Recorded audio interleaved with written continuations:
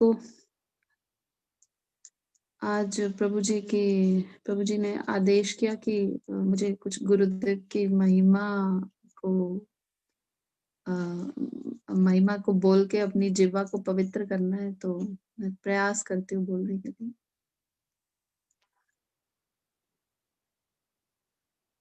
देखो, सबसे पहले तो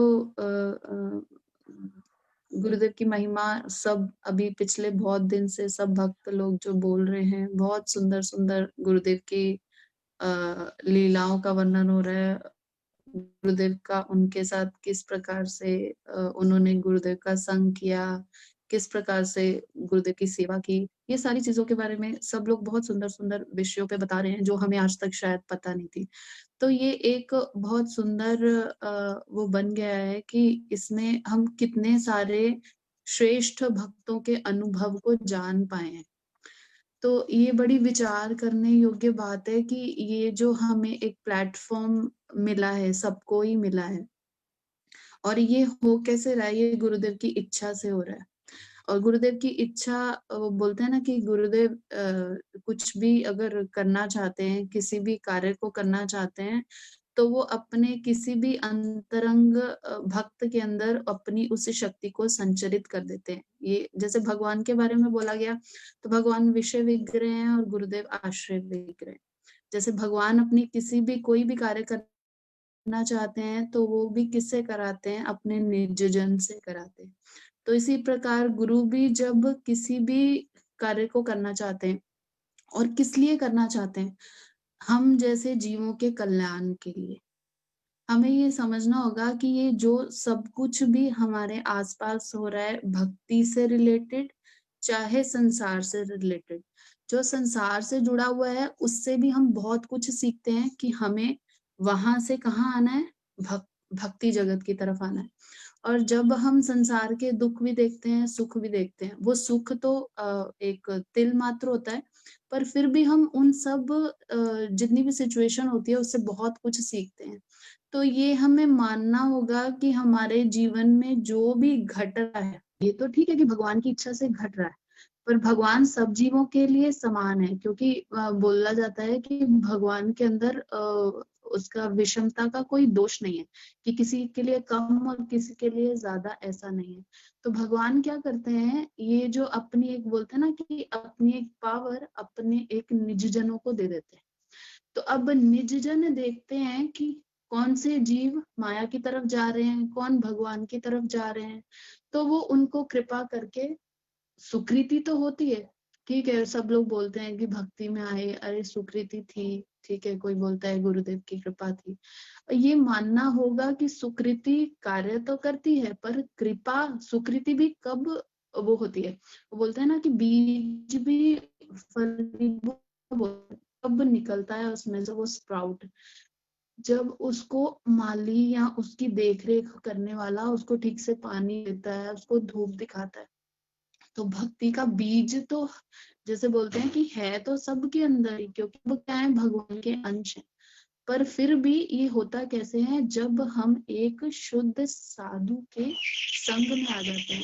और उनके संग में कैसे आते हैं? भगवान की इच्छा से तो आते ही, उनकी कृपा से आते हैं। देखो, हम कहीं भी जाके साधु को ढूंढ नहीं सकते। शास्त्रों में ये लिखा है कि मेरे को श्लोक तो नहीं याद है क्योंकि मेरे को श्लोक आते नहीं है, कि हम नहीं ढूँढने जाते हैं, सद्गुरु स्वयं ही हमें ढूँढ लेते हैं। और जो जिस इच्छा के साथ गुरुकरण करना चाहता है, उसको उसी प्रकार के गुरु मिल जाते हैं। अब कोई सांसारिक कामनाओं के साथ रहता है और उसको संसारिक कामनाएँ चाहिए, तो संसारिक इच्छाएँ चाहिए, तो उसको वैसे गुरु की प्राप्ति हो जाती है। तो यही एक इंसिडेंट, क्या मतलब, यही चीज़ मेरे मैं मैं कभी भी किसी गुरु का आश्रय नहीं करूँगी। ये मेरे अंदर एक पक्का मैंने डिसाइड कर रखा था कि मैं कभी गुरु का आश्रय नहीं करूँगी। ये गुरु शब्द मुझे इतना वो लगता था कि ये ठीक नहीं है। अगर मैंने ये चीज़ ली तो मेरा जीवन बिल्कुल खराब हो जाएगा। तो मैंने बचपन से अपने आस-पास ना सब जो गुरु देखे, मायावादी देखे,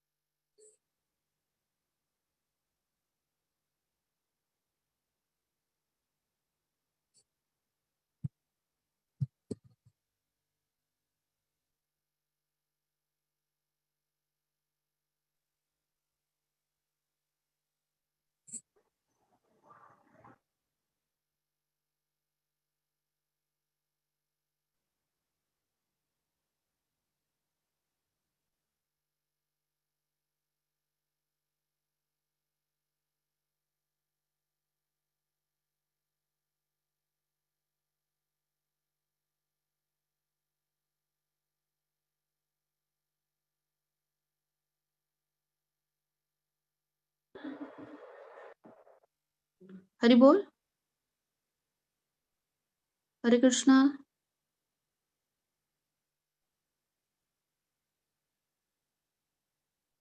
हरि बोल। हरे कृष्णा दीदी, आवाज आ रही है आपकी? ठीक है बहू जी, ठीक है। बीच में स्टॉप हो गया था, अब फिर आवाज आनी शुरू हुई है। अच्छा, अच्छा, ठीक है, वो नेट चला गया था एक्चुअली, इसीलिए। तो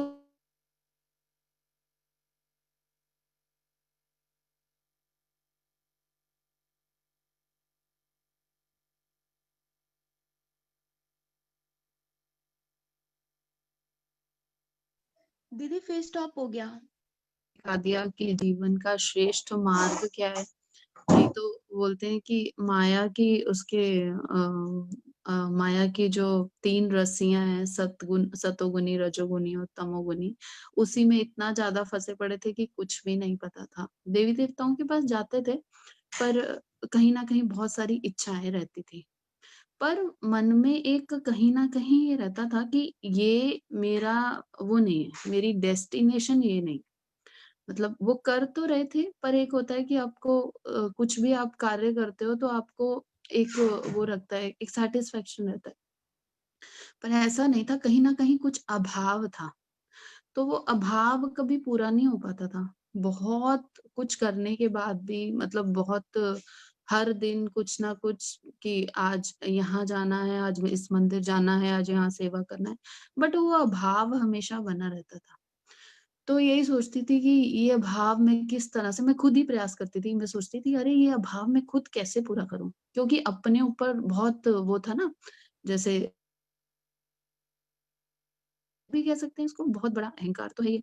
अहंकार कि हाँ, इसको हम स्वयं ही इस अभाव को पूरा कर लेंगे, तो मैं इस मार्ग पे जाऊँ या उस मार्ग पे जाऊँ या मैं क्या करूँ?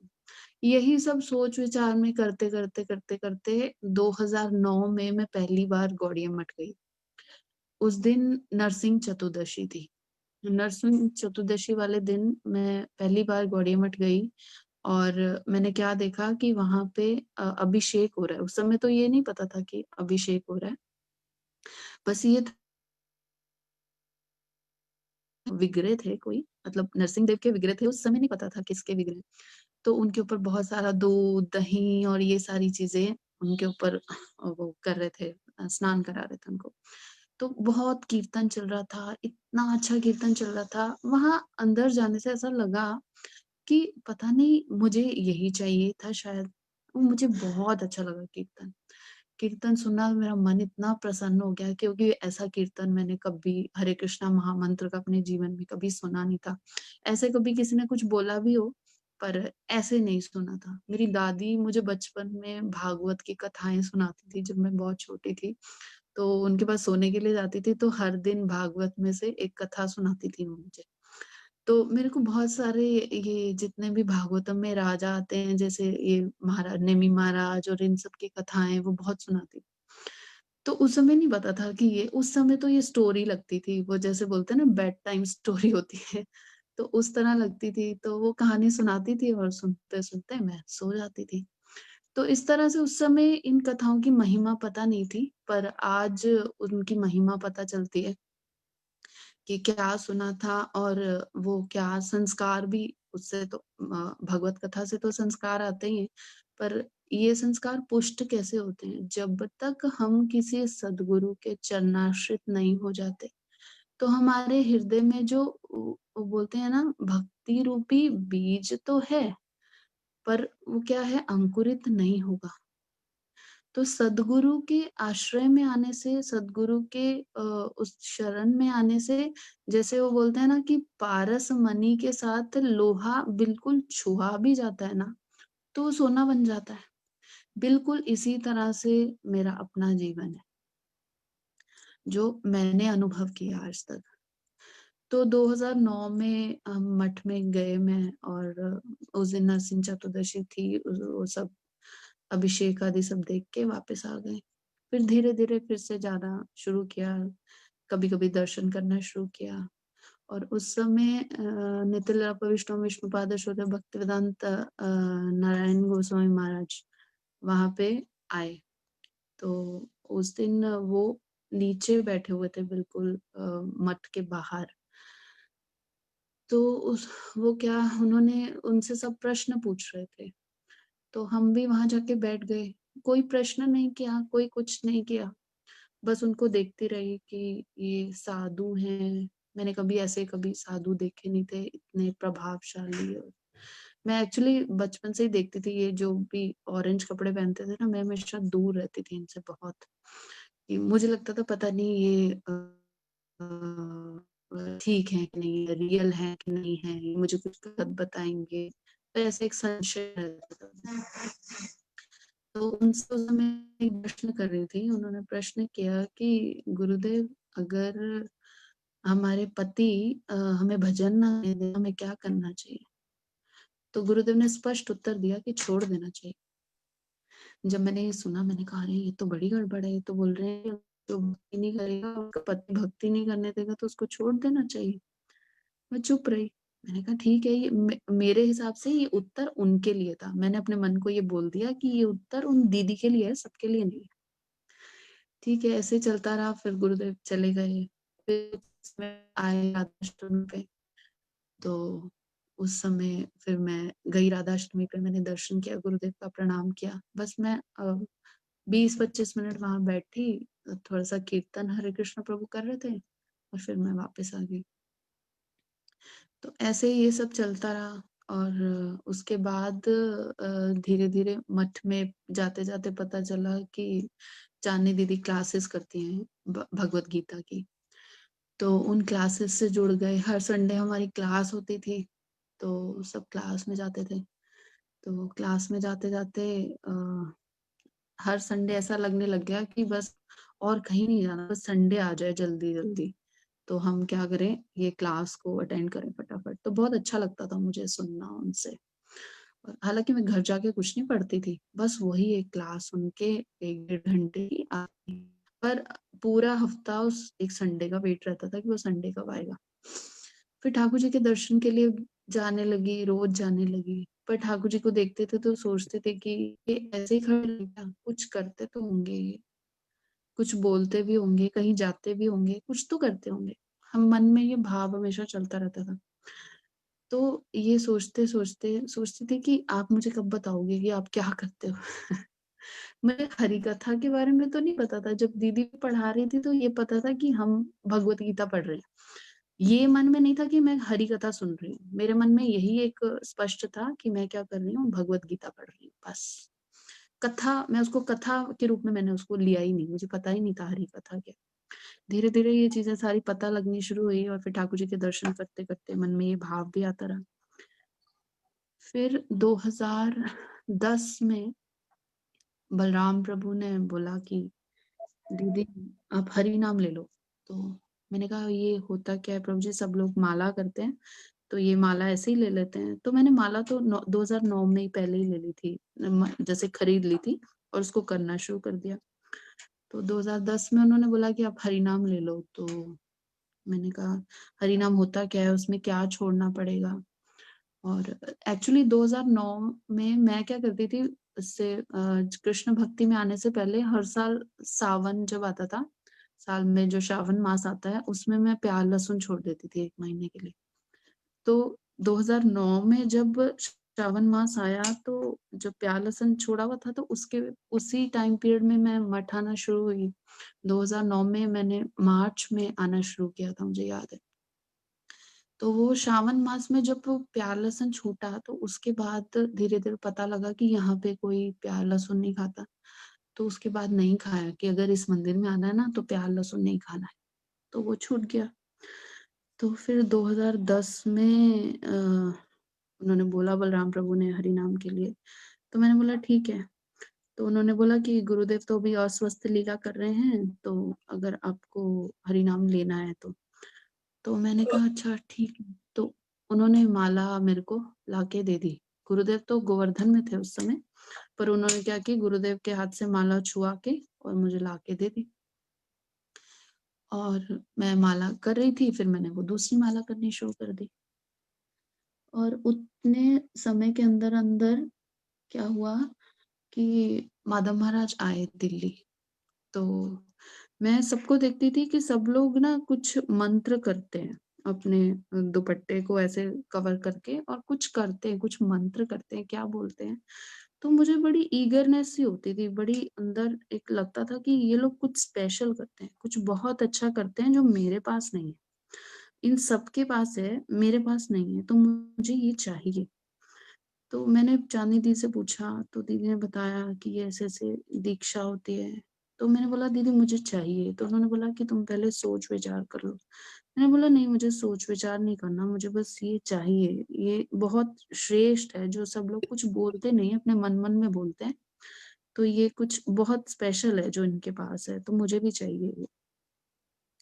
तो दीदी ने फिर गुरुदेव के बारे में बताया। तो वो अक्सर गुरुदेव के बारे में बात करती थी, पर मैं कभी गुरुदेव को देखा नहीं था और कभी उनका दर्शन नहीं किया था। तो जब वो आई इनकी रूप गोस्वामी पाद की तिथि आई थी, तो रूप गोस्वामी पाद की तिथि पे मुझे याद है दीदी लेके गए थे वृंदावन। तो वहाँ पे उस समय विष्णुदत्त प्रभु भी मेरे साथ में ही गए थे। तो हम लोग रूप गोस्वामी पाद की तिथि में गए तो वहाँ पे हरि कथा श्रवण करी, कुछ समझ में नहीं आया मेरे को उस समय। ऐसे लग रहा था ये सब पता नहीं क्या-क्या बोल रहे हैं, कुछ नहीं समझ आ रहा। बैठी रही फिर भी कि ठीक है, दीदी ने बोला है कि नहीं यहीं पे आएँगे। वो तो महाराज जी बोलती थी तो उस समय मैं भी महाराज जी आएँगे यही बोलती थी, कि यहीं पे वो मिलेंगे। तो जब वो हरि कथा के लिए खड़े हुए गुरुदेव तो दीदी ने मुझे इशारा करके बताई कि ये है। मैं तब भी उतना रिकॉग्नाइज़ कर नहीं पाई। मुझे वो थोड़ी दूर बैठी थी तो मैं उनकी बात को पूरी तरह समझ नहीं पाई। फिर जब उसके बाद या पहले परिक्रमा करते हैं सब वैष्णव। तो जब परिक्रमा कर रहे थे सब तो मैं परिक्रमा कर रही थी उससे पहले पर मैं बीच में ना खड़ी हो गई जब पीछे से कीर्तन पार्टी आ रही थी और सब थे जैसे तीर्थ महाराज थे और माधव महाराज थे, गुरुदेव थे, श्रीधर महाराज थे, ये सब आगे-आगे आ रहे थे। तो मेरे को दीदी ने जस्ट दिखाया था गुरुदेव को, तो मैं परिक्रमा के बीच में रूप गोस्वामी पाद की वो जो समाधि स्थल है, उससे भजन कुटीर है जो, उससे थोड़ा पहले खड़ी हुई थी। तो जैसे ही गुरुदेव आए तो मैंने प्रणाम किया और प्रणाम करके जैसे ही मैं उठी तो गुरुदेव ने एक बड़ी मंद मुस्कान होती है ना और ऐसी मुस्कान जो वो बोलते हैं कि आपके बिल्कुल ऊपर से नीचे तक आपके चित्त को हरण कर लेती है। तो उस समय ऐसा लगा कि पता नहीं क्या मिल गया। मैं जानती भी नहीं, कुछ बात नहीं की, बस उनकी वो मधुर मुस्कान, वो बहुत कुछ थी मेरे लिए उस समय भी, आज भी है। तो गुरुदेव चले गए, बस उन्होंने एक बोलते हैं कि एक दृष्टि से वो एक बोलते हैं कि एक दृष्टि से वो किया मेरे ऊपर कृपा की और वो चले गए। आगे परिक्रमा करने लगे। बस फिर मैं वापस आ गई और उसके बाद ऐसे ही हरि कथा सुनते-सुनते यही चलता रहा मन में कि मेरे को दीक्षा लेनी है और फिर मैंने 2011 में 24 अगस्त को मैंने दीक्षा ले ली। और दीक्षा लेने के बाद मुझे समझ में कुछ-कुछ आज तक भी कुछ-कुछ समझ में आया कि गुरु शब्द का मतलब क्या है। सुनने मात्र से सिर्फ अनुभव तो नहीं है, शास्त्रों में देखा पढ़ा और हरि कथाओं में सुना, भक्तों के मुख से सुना कि गुरु शब्द का मतलब क्या है? कि गुरु शब्द गुरुदेव बताते हैं कि जो भारी वस्तु होती है। अब भारी वस्तु में एक विचार करें तो जो भारी वस्तु है, ठीक है, वो भारी है तो उसके अंदर कुछ ना कुछ है तभी तो भारी है। क्योंकि इस पूरे ब्रह्मांड की जो सारी की सारी वो बोलते हैं ना कि पूर्ण रूप से जो सारी शक्ति है, हम कहीं भी चले जाएँ, कुछ भी करें, हमें वो कहीं से प्राप्त नहीं हो सकती। एकमात्र गुरुदेव के चरणाश्रयों से प्राप्त हो सकती है। तो मुझे आज तक यही लगता है कि मेरा जीवन जो है ना, पूरा का पूरा सिर्फ़ और सिर्फ़ मेरे गुरुदेव के लिए है। मैं दे नहीं पाती इस समय, चाहती हूँ पर मैं दे नहीं पाती क्योंकि विषयी हूँ और विषयों में बहुत ज़्यादा लीन भी हूँ और सांसारिक उसके अंदर अपने गृहस्थ को देखने में और कहीं न कहीं वो बोलते हैं कि ड्यूटीज़ और रिस्पॉन्सिबिलिटीज़, तो उनकी तरफ मेरा है बहुत ज़्यादा कि हाँ, मुझे ये करना है, ये करना है, ये करना है। पर मन में एक तीव्र इच्छा है कि सेवा करनी है। वो तीव्र इच्छा कब गुरुदेव उसको फलीभूत करेंगे ये तो नहीं जानती, पर हाँ, ये मेरे को पूर्ण रूप से विश्वास है कि गुरुदेव करेंगे। एक हृदय में पूर्ण रूप से होता है ना कि ठीक है, जैसा भी ये जीवन जाए, जाए और जीवन जाए तो जाए। पर एक विश्वास है कि मेरे को गुरुदेव ये जो मेरे जीवन में ये अपॉर्च्युनिटी मुझे कभी ना कभी इस जीवन किसी जन्म वो मुझे देंगे ज़रूर। ये पूर्ण रूप से मुझे विश्वास है और ये विश्वास गुरुदेव की कृपा से ही बना है। और गुरुदेव ने ही अपना बल प्रदान किया है इस विश्वास को बनाने में। ये मेरा अपना निज का नहीं है, क्योंकि मैं अपने अगर निज उसके अंदर देखूँ तो मैं तो स्वार्थी हूँ, सिर्फ अपने लिए सोचना। पर गुरुदेव किसके बारे में सोच रहे हैं? मेरी आत्मा के बारे में सोच रहे हैं। जो मेरा आत्मा शरीर है, गुरुदेव को उसका चिंता है उसकी। और मेरा बोलते हैं ना कि मेरे जीवन का लक्ष्य क्या है, ये गुरुदेव ने निर्धारित किया, मैंने नहीं किया। शास्त्रों में पढ़ा, हरि कथाओं में सुना, जो भी जितना भी इस मंद बुद्धि से समझ आया, समझने का प्रयास किया। पर अगर जितना भी किया, जितना भी प्रयास भी जो तिल मात्र किया, वो सिर्फ़ और सिर्फ़ गुरुदेव की कृपा से किया। तो अब ऐसा लगता है कि ठीक है, जैसे गुरुदेव रख रहे हैं, वैसे ही ठीक है। क्योंकि अभी ऐसी अवस्था अपने आप को सोचनी पड़ेगी कि जैसे वो बोलते हैं ना कि एक बिके हुए पशु के समान, कि जैसे गुरुदेव की इच्छा है वैसे ही रहना है।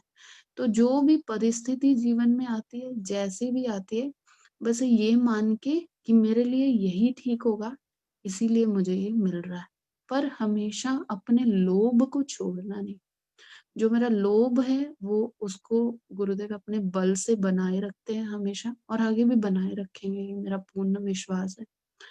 तो बोला जाता है कि बहु नाम जन्म जन्मनि अन्ते ज्ञानवान मम प्रवर्तते वासुदेव सतम इति स महात्मा सुदुर्लभ। कि कितने जन्म मृत्यु के बाद जिसे ये ज्ञान प्राप्त हो जाता है कि सब कारणों के कारण कौन है? भगवान कृष्ण, वासुदेव कृष्ण। तो ये हमें कब पता लगता है? ये बहुत ही वो बोलते हैं ना कि बहुत दुर्लभ है कि किसी को ये पता लग जाए। एक सच्चा साधु मिलना कोई आसान बात नहीं है।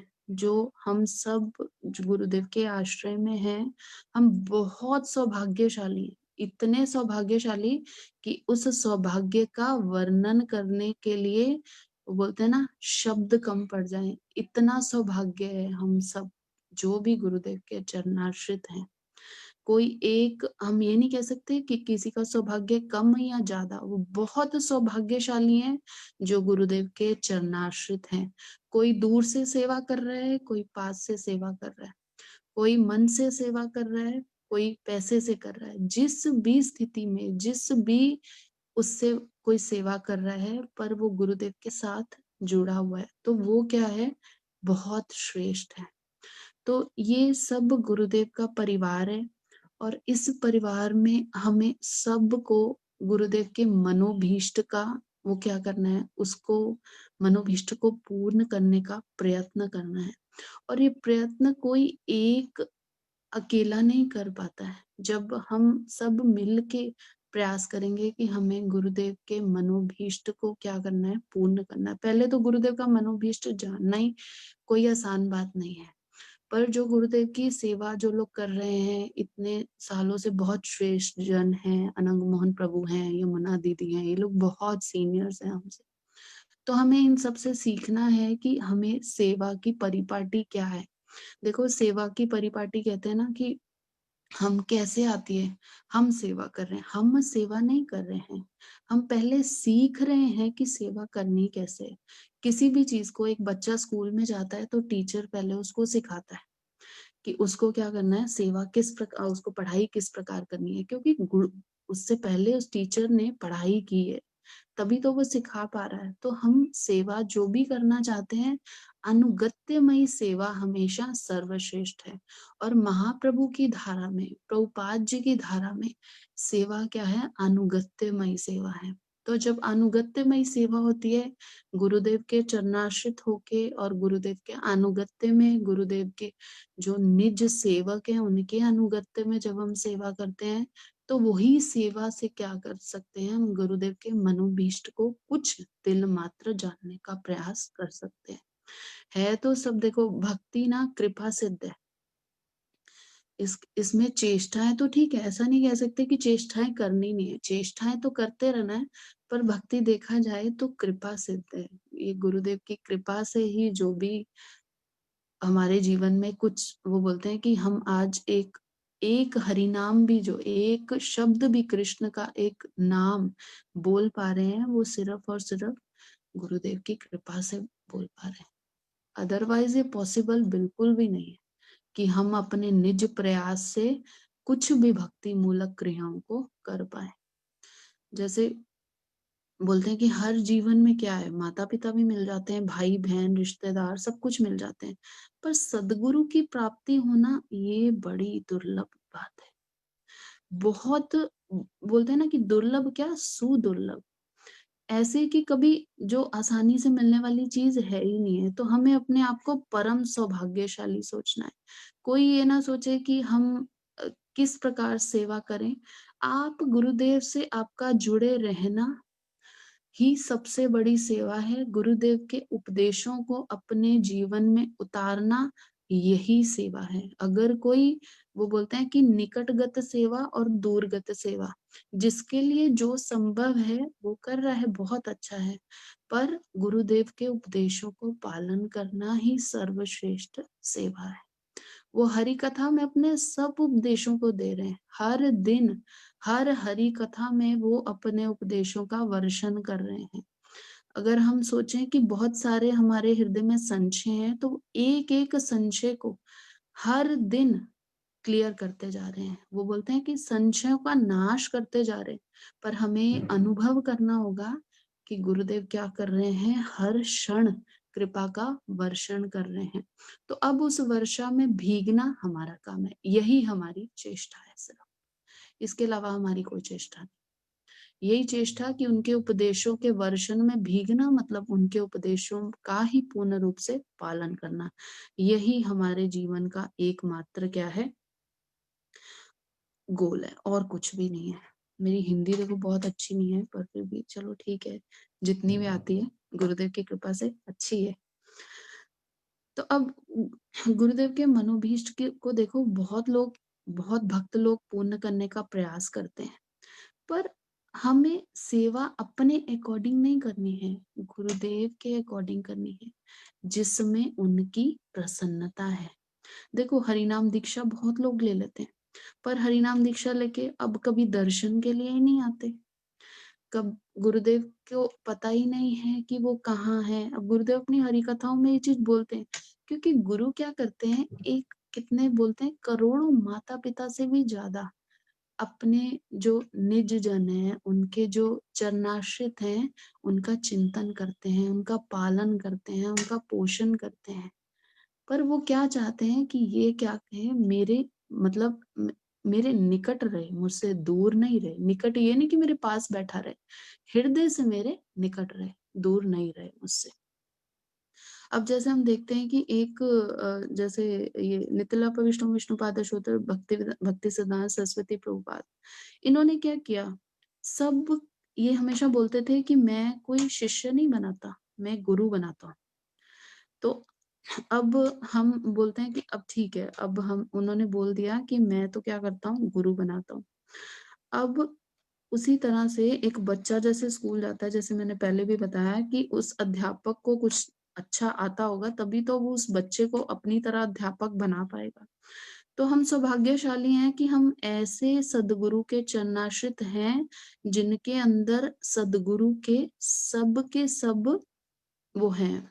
उनके अंदर बोलते हैं कि जितने भी एक सदगुरु के अंदर जो लक्षण होते हैं, वो पूर्ण रूप से उनके अंदर हैं। ये श्लोक शायद वो है, तस्मात् गुरु प्रपद्येत जिज्ञासु श्रेय उत्तमम शाब्दे परे च निष्णात ब्रह्म उपशम आश्रयम। कि एक सद्गुरु कैसे होते हैं कि जिनको भगवत अनुभूति होती है, जो संसार से पूर्ण रूप से विरक्त होते हैं और उनको किसी भी सांसारिक विषय तो उनको कोई चाहिए ही नहीं, किसी सांसारिक विषय से वो जुड़े नहीं होते, पूर्ण रूप से उनको सांसारिक विषयों के प्रति वैराग्य होता है और भगवत अनुभूति परायण होते हैं। तो देखो, मैं श्लोकों में बहुत ज्यादा एक्सपर्ट नहीं हूँ। तस्मात् गुरु प्रपद्येत जिज्ञासु श्रोतुम शाब्दे परे च निष्णात। इसका एक थर्ड पॉइंट है। श्याम प्रभु, थर्ड पॉइंट कौन सा है? मैं भूल गई हूँ शायद। शाब्दे परे च निष्णातो ब्रह्मणि उपसमाश्रयम्। हम्म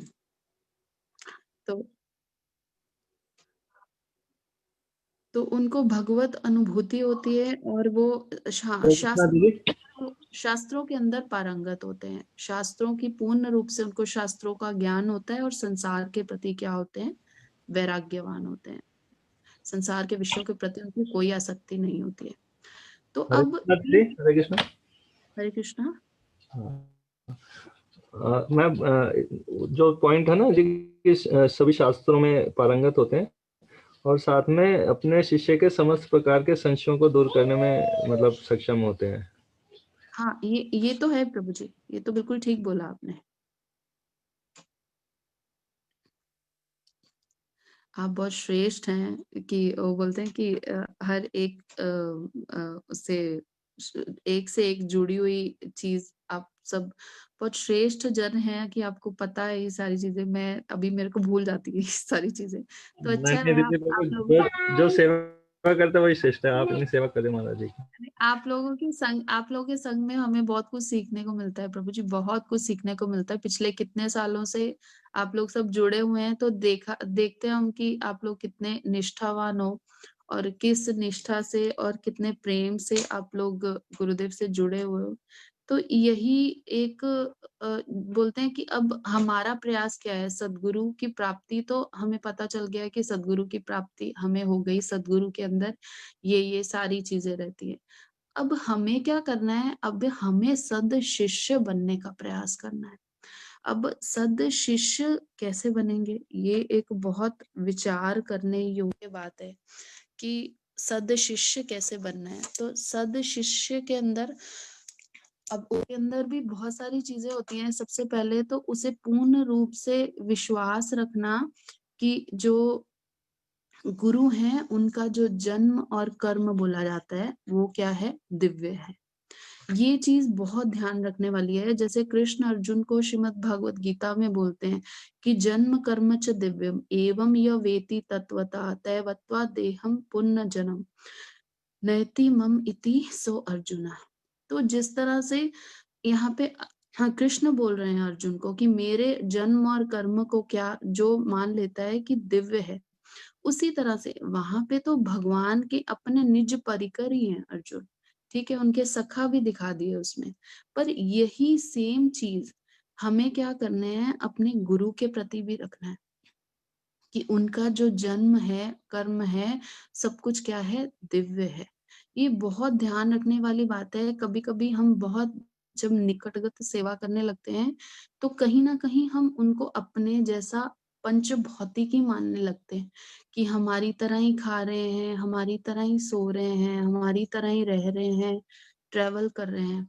तो उससे क्या हो जाता है? मनुष्य बुद्धि, मतलब मनुष्य बुद्धि क्या मतलब एक तरह से वो बोलते हैं ना, आचार्य माम विजानियेत ना अन्यत कहिचित ना मृत्यु बुद्धि सुयत सर्वदेव मय गुरु। तो एक वैसी बुद्धि आ जाती है कि ये भी इनका शरीर जो क्या है? पंचभौतिक हमारी तरह ही है। तो ये गुरुदेव हमेशा बताते हैं कि ये बहुत ध्यान रखने योग्य बात है कि कभी भी गुरु के प्रति ऐसी बुद्धि ना आए। अगर ऐसी बुद्धि आ जाती है तो एक साधक का क्या हो जाता है? वो अपने स्तर से कहीं ना कहीं नीचे आ जाता है। तो गुरुदेव हमेशा हमारे अपनी हरि कथाओं में बोलते हैं कि हमें ये 2 श्लोक हमेशा याद रखने चाहिए। एक तो हम ये जो गुरुदेव का ये पढ़ते हैं कि साक्षात धरित्वेन समस्त शास्त्रे उक्स सता भाव्यते वसिद्धि, किंतु प्रभुर्य प्रिय वतस्य वंदे गुरुषि चरणारविंद।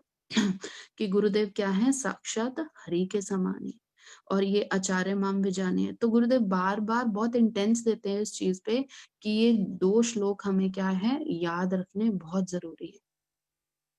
पर ठीक है, मैं हमेशा बोलती हूँ कि याद रखना है, प्रयास भी करती हूँ, पर फिर मेरे प्रयास सारे वैसे हो जाते हैं, कुछ याद रहता है, कुछ नहीं भी याद रहता है। तो ये तो ठीक है, गुरुदेव ने अपनी हरि कथाओं में अपनी वो बोलते हैं कि अपनी मधुर वाणी से बहुत कुछ सिखाने का गुरुदेव हर क्षण प्रयत्न करते जा रहे हैं और बिना रुके। वो बोलते हैं ना कि तेल धारावत उनकी कृपा का वर्षण चलता जा रहा है। पर उनकी कृपा को वो बोलते हैं कि मेरा पात्र उतना बड़ा नहीं हो रहा है कि उस कृपा को धारण करूं, पर कभी ना कभी ये निश्चित रूप से हो जाएगा। ये मुझे गुरुदेव पे पूर्ण रूप से विश्वास है कि वो ऐसी योग्यता प्रदान करेंगे।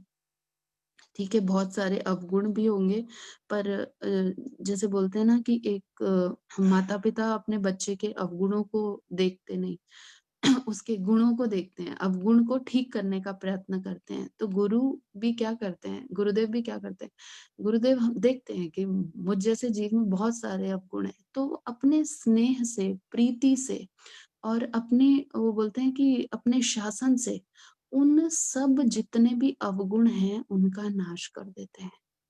इतना स्नेह प्रीति करते हैं और कुछ ऐसा होता है तो उसमें शासन भी करते हैं। उनका शासन भी कैसा होता है, स्नेह से भरा हुआ होता है।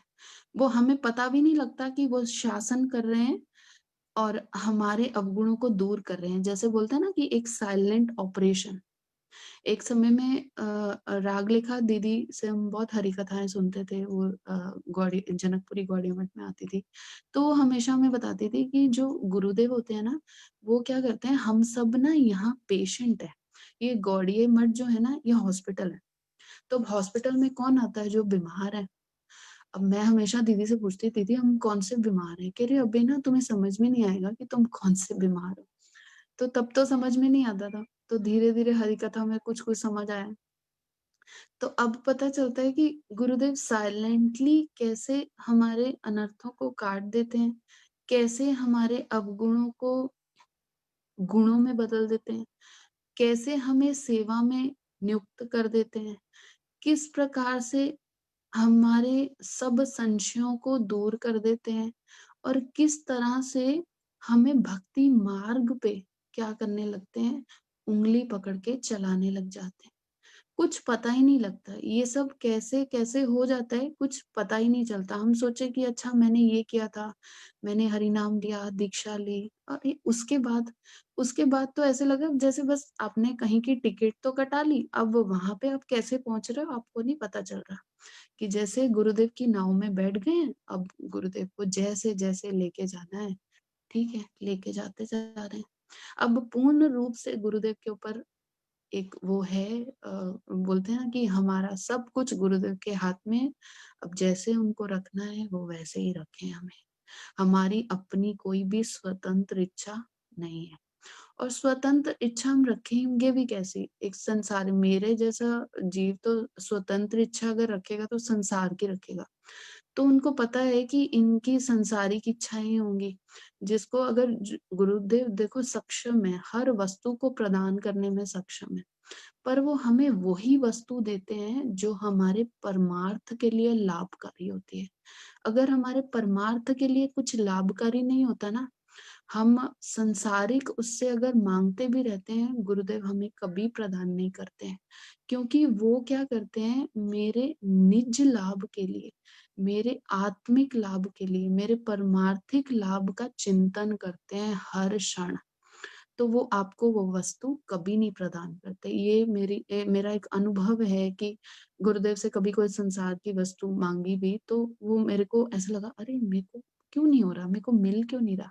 जैसे कोई चीज आपके जीवन में ऐसी कोई सिचुएशन आ गई कि आपको किसी चीज का अभाव हो रहा है, आपके कोई घर में कुछ प्रॉब्लम हो रहा है, तो अरे ऐसा क्यों नहीं हो रहा, पर बाद में ये समझ आता है कि वो अभाव क्यों आया, वो किस लिए आया?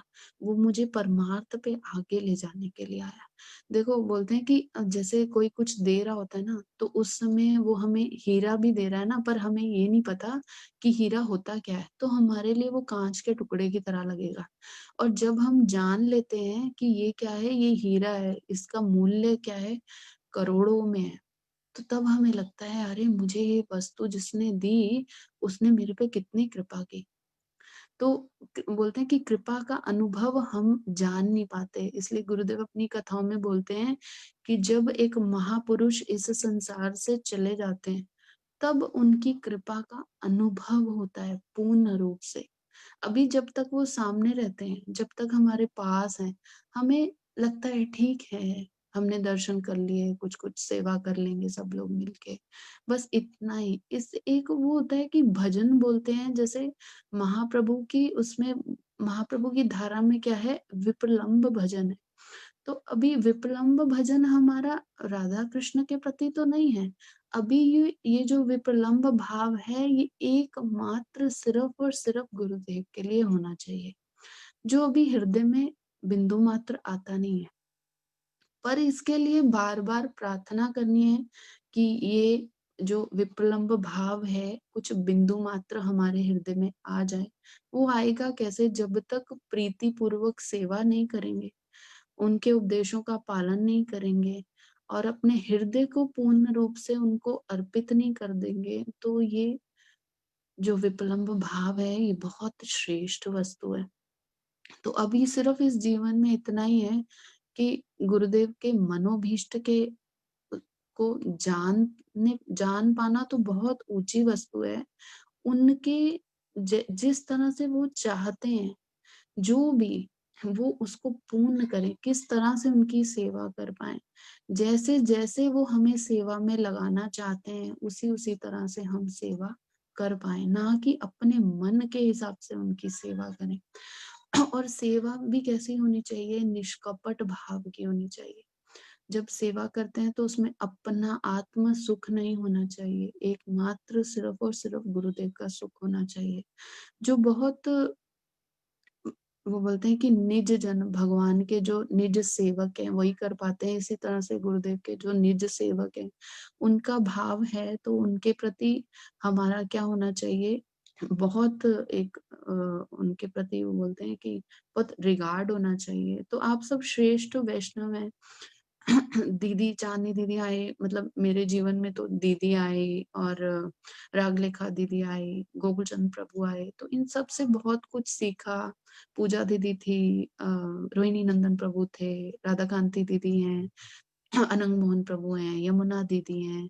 तो इन सबको देखा कि गुरुदेव की सेवा ये लोग किस प्रकार करते थे। तो उस समय यही चिंतन आता था कि अरे! हमें भी कभी ऐसे करना है, हमें भी कभी ऐसी सेवा करनी है। ये लोग गुरुदेव को कितना प्रेम करते हैं, कितना प्रेम करते हैं। तो उस प्रेम को देख-देख के इन सब के प्रति एक प्रीति का भाव आता था हमेशा, कि ये गुरुदेव के बहुत प्रिय हैं, तो इनके प्रति प्रीति होना बहुत आवश्यक है। तो ये मैंने देखा इन सबको विनोद प्रभु को देखा, पूजा दीदी को देखा, 2009 से इन लोगों को देख रही हूँ, जब गुरुदेव आते हैं, ये लोग जल्दी-जल्दी मिलने आते हैं, हरि कथा सुनते हैं, गुरुदेव की सेवा करते हैं। तो अभी सबको देख रही हूँ मतलब 2009 से आज 2021 आ गया, बहुत लोग आए और कुछ उसमें से आज दिखाई नहीं देते, पर गुरुदेव के साथ जो प्रीति से जुड़े, वो जुड़े ही हुए हैं आज तक। कुछ नहीं आ पाते, कुछ कारण होगा उसका भी, पर कहीं न कहीं गुरुदेव उनको भी बोलते हैं कि उनका भी पोषण कर ही रहे हैं।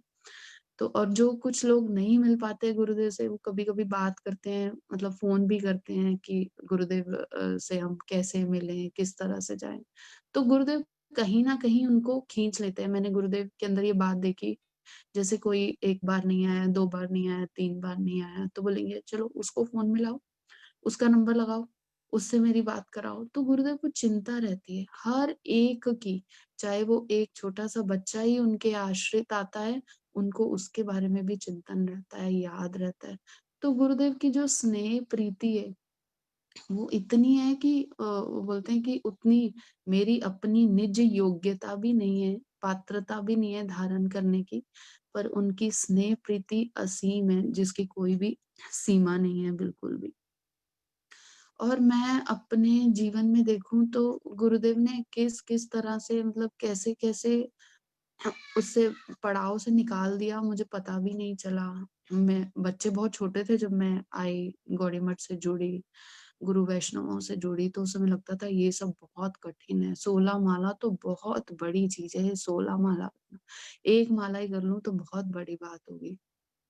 और गुरुदेव की हरि कथा में बैठते थे 2011 से मैंने गुरुदेव की हरि कथा पहली बार सुनी 2010 में सुनी थी, हाँ। पर जो एक रेगुलर 2011 से जब सुननी शुरू करी तो मुझे कुछ समझ नहीं आता था तब। मेरे को लगता था कि मैं ना बहुत नालायक हूँ, मुझे कुछ आएगा नहीं। तो मुझे लगता था ठीक है, सब बोलते हैं कि कथा में बैठना है, तो ये जो कथा शब्द था ना, ये दिमाग में हमेशा रहता था कि सब बोलते हैं कथा में बैठना है। तो ठीक है, कथा में बैठना है, समझ आ रहा है, नहीं आ रहा है, कोई बात नहीं। अब बैठना है बस कथा में, ये भी नहीं पता कब कि अब नहीं समझ में आ रहा है तो करूँ। तो मुझे मुझे यही लगता था बहुत नालायक हूँ मैं। आज भी यही है कि मैं सब कुछ भूल जाती हूँ, जो भी सुनती हूँ। पर फिर भी अब क्या है, अब पूर्ण रूप से गुरुदेव के ऊपर ये विश्वास रहता है कि मेरे को चाहे ज्ञान है पूर्ण रूप से या नहीं है, तत्व पता है या नहीं पता है, सिद्धांत पता है या नहीं पता है, पर मेरे गुरुदेव क्या करेंगे, अपने आप ही मेरे हृदय में ये कभी ना कभी प्रकाशित करेंगे और मुझे ये योग्यता भी प्रदान करेंगे। और मेरे बहुत सारे अनुभव हैं, अभी बोलने लगूँ तो मेरे को लगता है कि कितना बोलते जाओ गुरुदेव की महिमा को। गुरुदेव जब मैंने देखा जब गुरुदेव बाहर जाते हैं इन वेस्टर्न कंट्रीज़ में प्रचार करने के लिए, तो यहाँ प्रचार कितना कठिन है। कभी-कभी गुरुदेव बताते हैं कि वहाँ पे प्रचार करना कितना मतलब असंभव जैसी बात है। फिर भी वो बोलते हैं कि नित्यलक विष्णुपाद अश्वत्थ भक्तिवेदांत वामन महाराज जी की इच्छा और शिला नारायण महाराज जी की इच्छा ही उनको पूर्ण करना, उस इच्छा को पूर्ण करना ही गुरुदेव का क्या है, मनोभीष्ट। उनका मनोभीष्ट बन गया है वो। तो उनको यही लगता है कि मुझे हर नित्य हर एक बोलते हैं ना कि एक क्षण-क्षण भी मुझे सेवा में ही व्यतीत करना है। मैंने एक बार गुरुदेव को बोला, "गुरुदेव आपके लिए फ़ोन लेके आते हैं।" तो बोलते हैं कि, "अपने जैसा बनाओगे तुम मुझे? खुद भी सारा दिन फ़ोन अटेंड करते हो और मुझे भी बिल्कुल तुम लोग खुद गृहस्थ हो और मुझे भी गृहस्थ बना दोगे।" तो मैंने कहा, "गुरुदेव हम तो गृहस्थ हैं, तो सारा दिन इसका फ़ोन आ रहा है, उसका फ़ोन आ रहा है।" तो बोले, "अगर फ़ोन रखूँगा तो कुछ नहीं होगा, कोई हरि कथा सुनने को नहीं मिलेगी तुम्हें और कोई भजन तुम मेरा भी भजन नहीं करने दोगे, खुद तो तुम करते ही नहीं हो।" तो गुरुदेव ऐसी छोटी-छोटी बातों से हम लोग को बहुत बहुत कुछ सिखा जाते हैं कि हाँ, हमें किस वस्तु का अपने जीवन में किस प्रकार से उपयोग करना है। पर फिर भी वही बात है कि माया की बद्धतावश वो जो बुद्धि है पूर्ण रूप से माया में ही चली जाती है।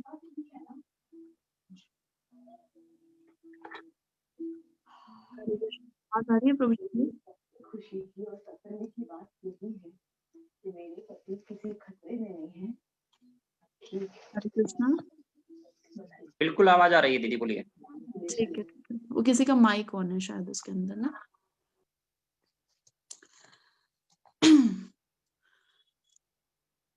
तो अब यही है कि सब भक्तों से जुड़े रहो। मैंने देखा है भक्तों से बिल्कुल थोड़ा-सा भी दूर जाओ ना, तो ऐसा लगता है कि आपका सब कुछ बड़ा छूट रहा है, सब कुछ पीछे रह गया है।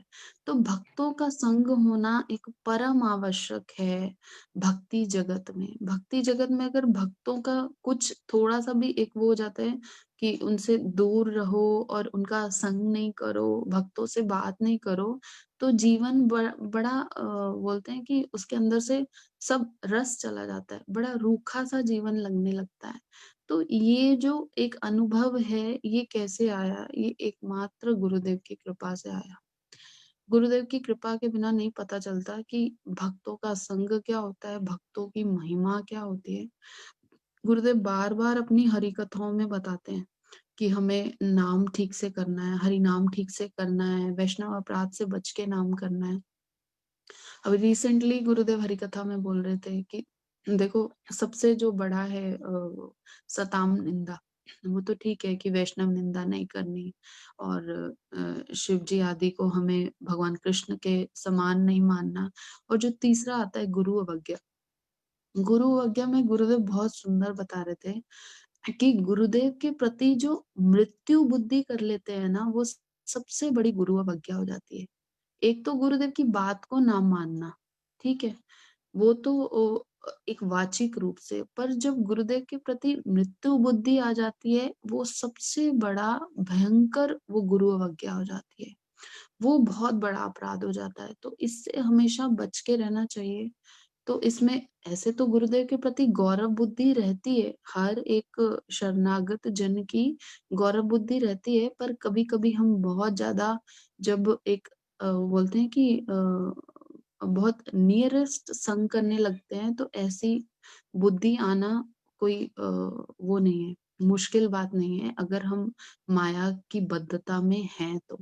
अगर तो हम पूर्ण रूप से शरणागत होके और पूर्ण रूप से अपने आप को समर्पित करके भजन कर रहे हैं, तब तो ठीक है, पर कहीं न कहीं मायाबद्ध हैं, तो ये अपने आप को बहुत ध्यान योग्य देने वाली बात है। तो गुरुदेव ने यही बताया कि गुरु अवज्ञा क्या है, कि गुरु के प्रति कभी भी मृत्यु बुद्धि मत रखो, कि गुरुदेव बूढ़े हो गए हैं, गुरुदेव ऐसे हैं, तुम्हें नहीं पता, क्योंकि गुरुदेव ने बताया कि तुम्हें क्या मालूम है? तुम्हें कुछ नहीं पता। कि गुरु क्या कर रहे हैं, ये तो सिर्फ एक लीला मात्र कर रहे हैं, पर वो आए किस लिए हैं? जीवों के कल्याण के लिए आए हैं। और वो जो उनका कार्य है, वो जो अपनी सेवा लेके आए हैं, उसी सेवा में वो पूर्ण रूप से नियुक्त हैं। और ये बाहरी तौर से जो भी हो रहा है, ये सब एक क्या है, लीला मात्र है। और हम जैसे जीवों को सेवा प्रदान करने के लिए ये लीला भी करते हैं गुरुदेव। तो यही गुरुदेव की हरि कथाओं में छोटी-छोटी चीज़ें, छोटे-छोटे पॉइंट्स ऐसे क्लियर होते हैं कि जो क्वेश्चन कभी आते भी नहीं है मन में, वो पहले से ही गुरुदेव उसके उत्तर देते हैं। मेरी तो उतनी योग्यता नहीं है कि प्रश्न करूँ और वो, पर गुरुदेव हर समय-समय पे बहुत छोटी-छोटी चीज़ें, छोटी के साथ बहुत बड़ी-बड़ी चीज़ें भी साथ ही बताते जाते हैं, जो हमारे भजन में हमें हमेशा काम आने वाली हैं। तो हरि कथाओं को सुन के हमेशा ये विचार करने वाली बात है कि वो हरि कथा हमें क्यों सुना रहे हैं, हमारे ही कल्याण के लिए सुना रहे हैं। तो हरि कथा को हृदय में धारण करना, ये बहुत बड़ी गुरुदेव की सेवा है। उसको सुनना और छोड़ देना नहीं। गुरुदेव इतने अपनी इतनी एनर्जी, इतने एफर्ट्स अपने पूर्ण रूप से सेवा भाव को डाल के वो हरि कथाएँ हमें श्रवण कराते हैं और उन्हीं हरि कथाओं को हमें क्या करना है, अपने हृदय में धारण करना है। तो ये सारी विचार करने वाली बातें हैं। गुरुदेव का क्या है, गुरुदेव तो चित जगत से आए हैं। देखो वो कहते हैं कि हमें हमें गुरुदेव ने हमारा वो बता दिया कि तुम्हारा निर्धारित स्थान कौन-सा है, तुम्हें जाना कहाँ है। हमें गोलोक वृंदावन जाना है। अब वहाँ कैसे जाना है, ये कौन बताएगा? चित्त जगत में जाना है तो चित्त जगत की बात भी वही बताएगा जो वहाँ पे रहता है। जैसे इस संसार में कहीं पे जाना होता है तो अब बाय एयर या एरोप्लेन से आपको ट्रैवल करना है, तो आप एरोप्लेन की साइट खोल के ही चेक करते हो ना, ट्रेन से जाना है तो ट्रेन की साइट खोल के चेक करते हो। मार्केट से शॉपिंग करनी है तो उस शॉपिंग की वेबसाइट खोल के शॉपिंग करते हो। इसी तरह से जब हमें भगवान के धाम में जाना है, तो भगवान के निज परिकर ही हमें बताएँगे कि हमें उस धाम में किस तरह से जाना है। और उस धाम में जाने से पहले का जो सारा प्रोसेस है, जो वो हमें बताते हैं कि तुम्हें क्या करना है, नवता भक्ति के अंगों का पालन करना है, श्रवण करना है, कीर्तन करना है, स्मरण करना है, ये सारी चीज़ें करनी है। तो इन सब वो बोलते हैं सोपानों पे चढ़ते-चढ़ते, इन सब सीढ़ियों पे चढ़ते-चढ़ते हमें कहाँ पहुँचना है, भगवान के निज धाम में पहुँचना है। तो भगवान के निज धाम में पहुँचने के लिए हमें अपने आप को पूर्ण रूप से भगवान के निज जन के चरण कमलों में अपने आप को समर्पित करना है और उनके चरणों में पूर्ण रूप से शरणागत होना है। शरणागत होने की योग्यता है या नहीं है, ये तो मुझे नहीं मालूम। पर एक वाचिक रूप से, जैसे हमारे गीति गुच्छ में भक्ति विनोद ठाकुर जी के बहुत सारे कीर्तन हैं। उसके अंदर कीर्तन है कि वाचिक भी है। मानसिक भी है। तो इस तरह से भक्ति विनोद ठाकुर जी ने बताया कि हम आत्मनिवेदन भी जो करते हैं वो किस प्रकार से करते हैं, मानसिक करते हैं, वाचिक करते हैं। तो भक्ति विनोद ठाकुर जी के एक एक भजन के अंदर बोलते हैं कि इतने इतने रहस्य छुपे हुए हैं कि एक भजन को हम अपने जीवन में अगर पूर्ण रूप से वो उसको पालन कर लें तो भी कहीं ना कहीं हम गुरुदेव को कुछ ना कुछ गुरुदेव की सेवा करने का तिल मात्र कुछ प्रयत्न कर पाएंगे। क्योंकि भक्ति विनोद ठाकुर जी ने एक साधक के लिए, एक गृहस्थ के लिए बताया कि उसे किस प्रकार से भजन करना है। उन्होंने तत्व दर्शन भी कराया। जैसे गुरुदेव बताते हैं कि उन्होंने क्या बताया, ये जो श्लोक है इसका जो हमारे दशमूल तत्व में श्लोक आता है, आमनाय प्राह तत्वम हरि, इसमें उन्होंने क्या बताया, तत्व दर्शन कराया। इस श्लोक के अंदर पूर्ण श्रीमद् भागवतम का गुरुदेव बताते हैं सब कुछ है। एक एक शब्द का अगर गुरुदेव बताते हैं कि वर्णन करने जाएं तो कितने कितने दिन निकल जाएंगे।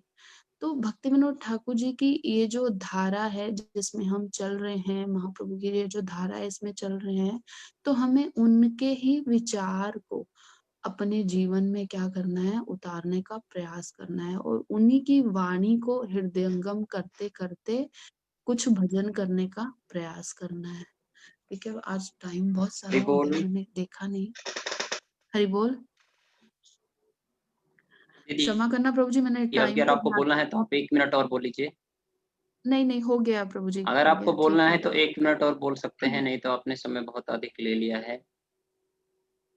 1 मिनट नहीं, मैं लेकिन सिर्फ आपने कृपा ही की है जगत जी।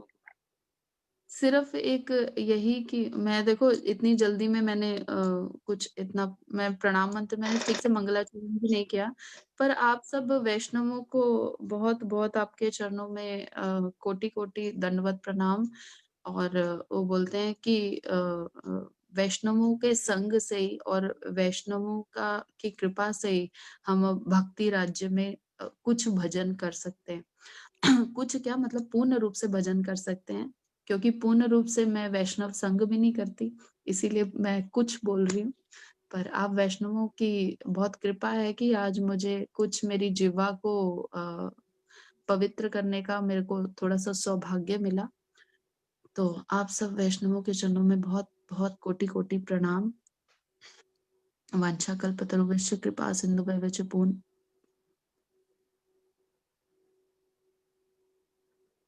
हरे कृष्णा प्रभु जी, मेरी दानम आवाज आ रही है? पावनेभ्यो वैष्णवेभ्यो नमो नमः। आ रही है नेट जा दीदी, रहा ठीक है है, यहाँ पे। बिल्कुल परफेक्ट। ठीक है श्याम प्रभु, दंडवत प्रणाम। आपने मुझे बहुत एक अच्छा वो दिया कि मैं गुरुदेव के बारे में कुछ थोड़ा सा बोल पाई। नहीं, वास्तव में हमने कुछ नहीं किया, ये सारी गुरुदेव की ही। अभी आपने हरि कथा में स्टार्टिंग में ही ये बोल दिया कि जो भी अरेंजमेंट होता है वो गुरुदेव का ही होता है। तो इसलिए गुरुदेव कृपा करके ही इन सारी वस्तुओं को करते हैं। और अभी समय बहुत अधिक हो गया है, नहीं तो कुछ मैं रमनी दीदी के बारे में बताना चाह रहा था।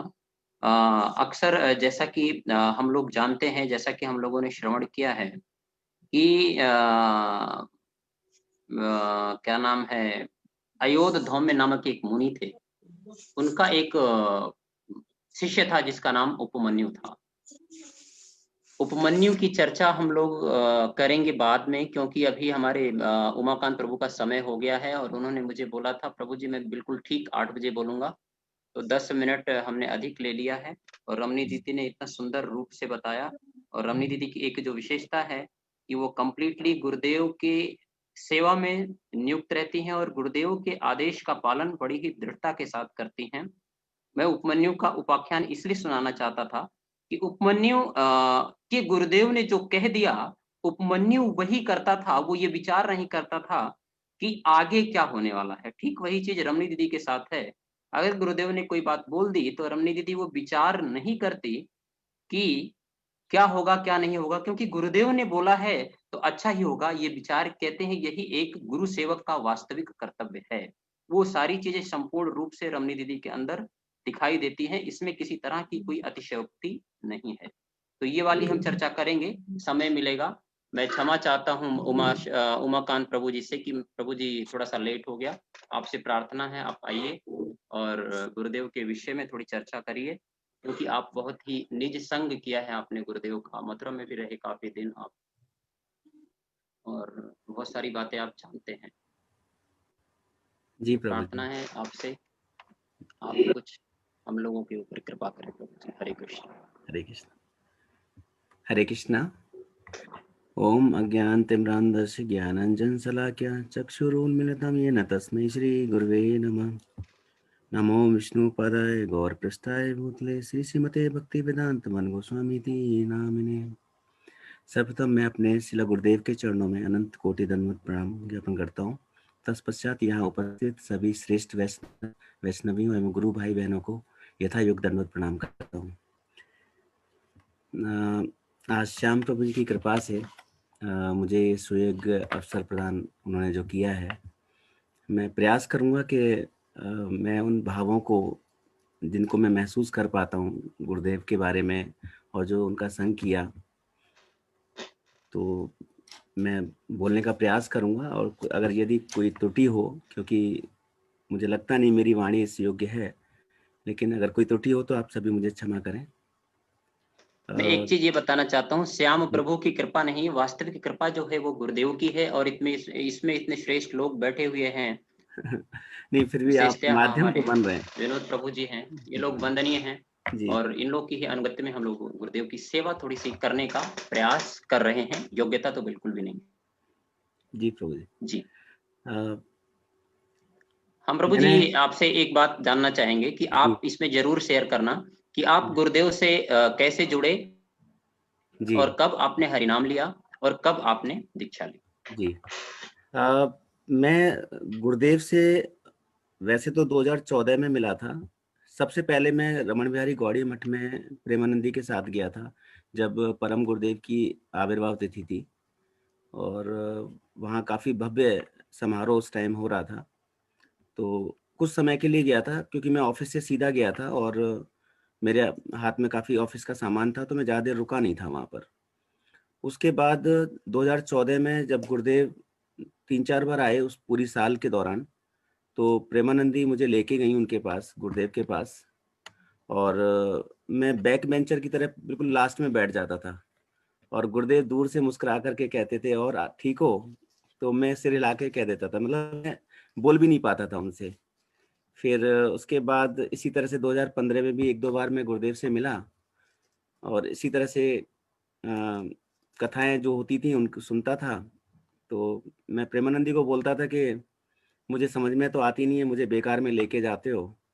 और इन्होंने कहा कि नहीं, आप जाओ मेरे साथ, और बाद में समझ में आने लग जाएंगी।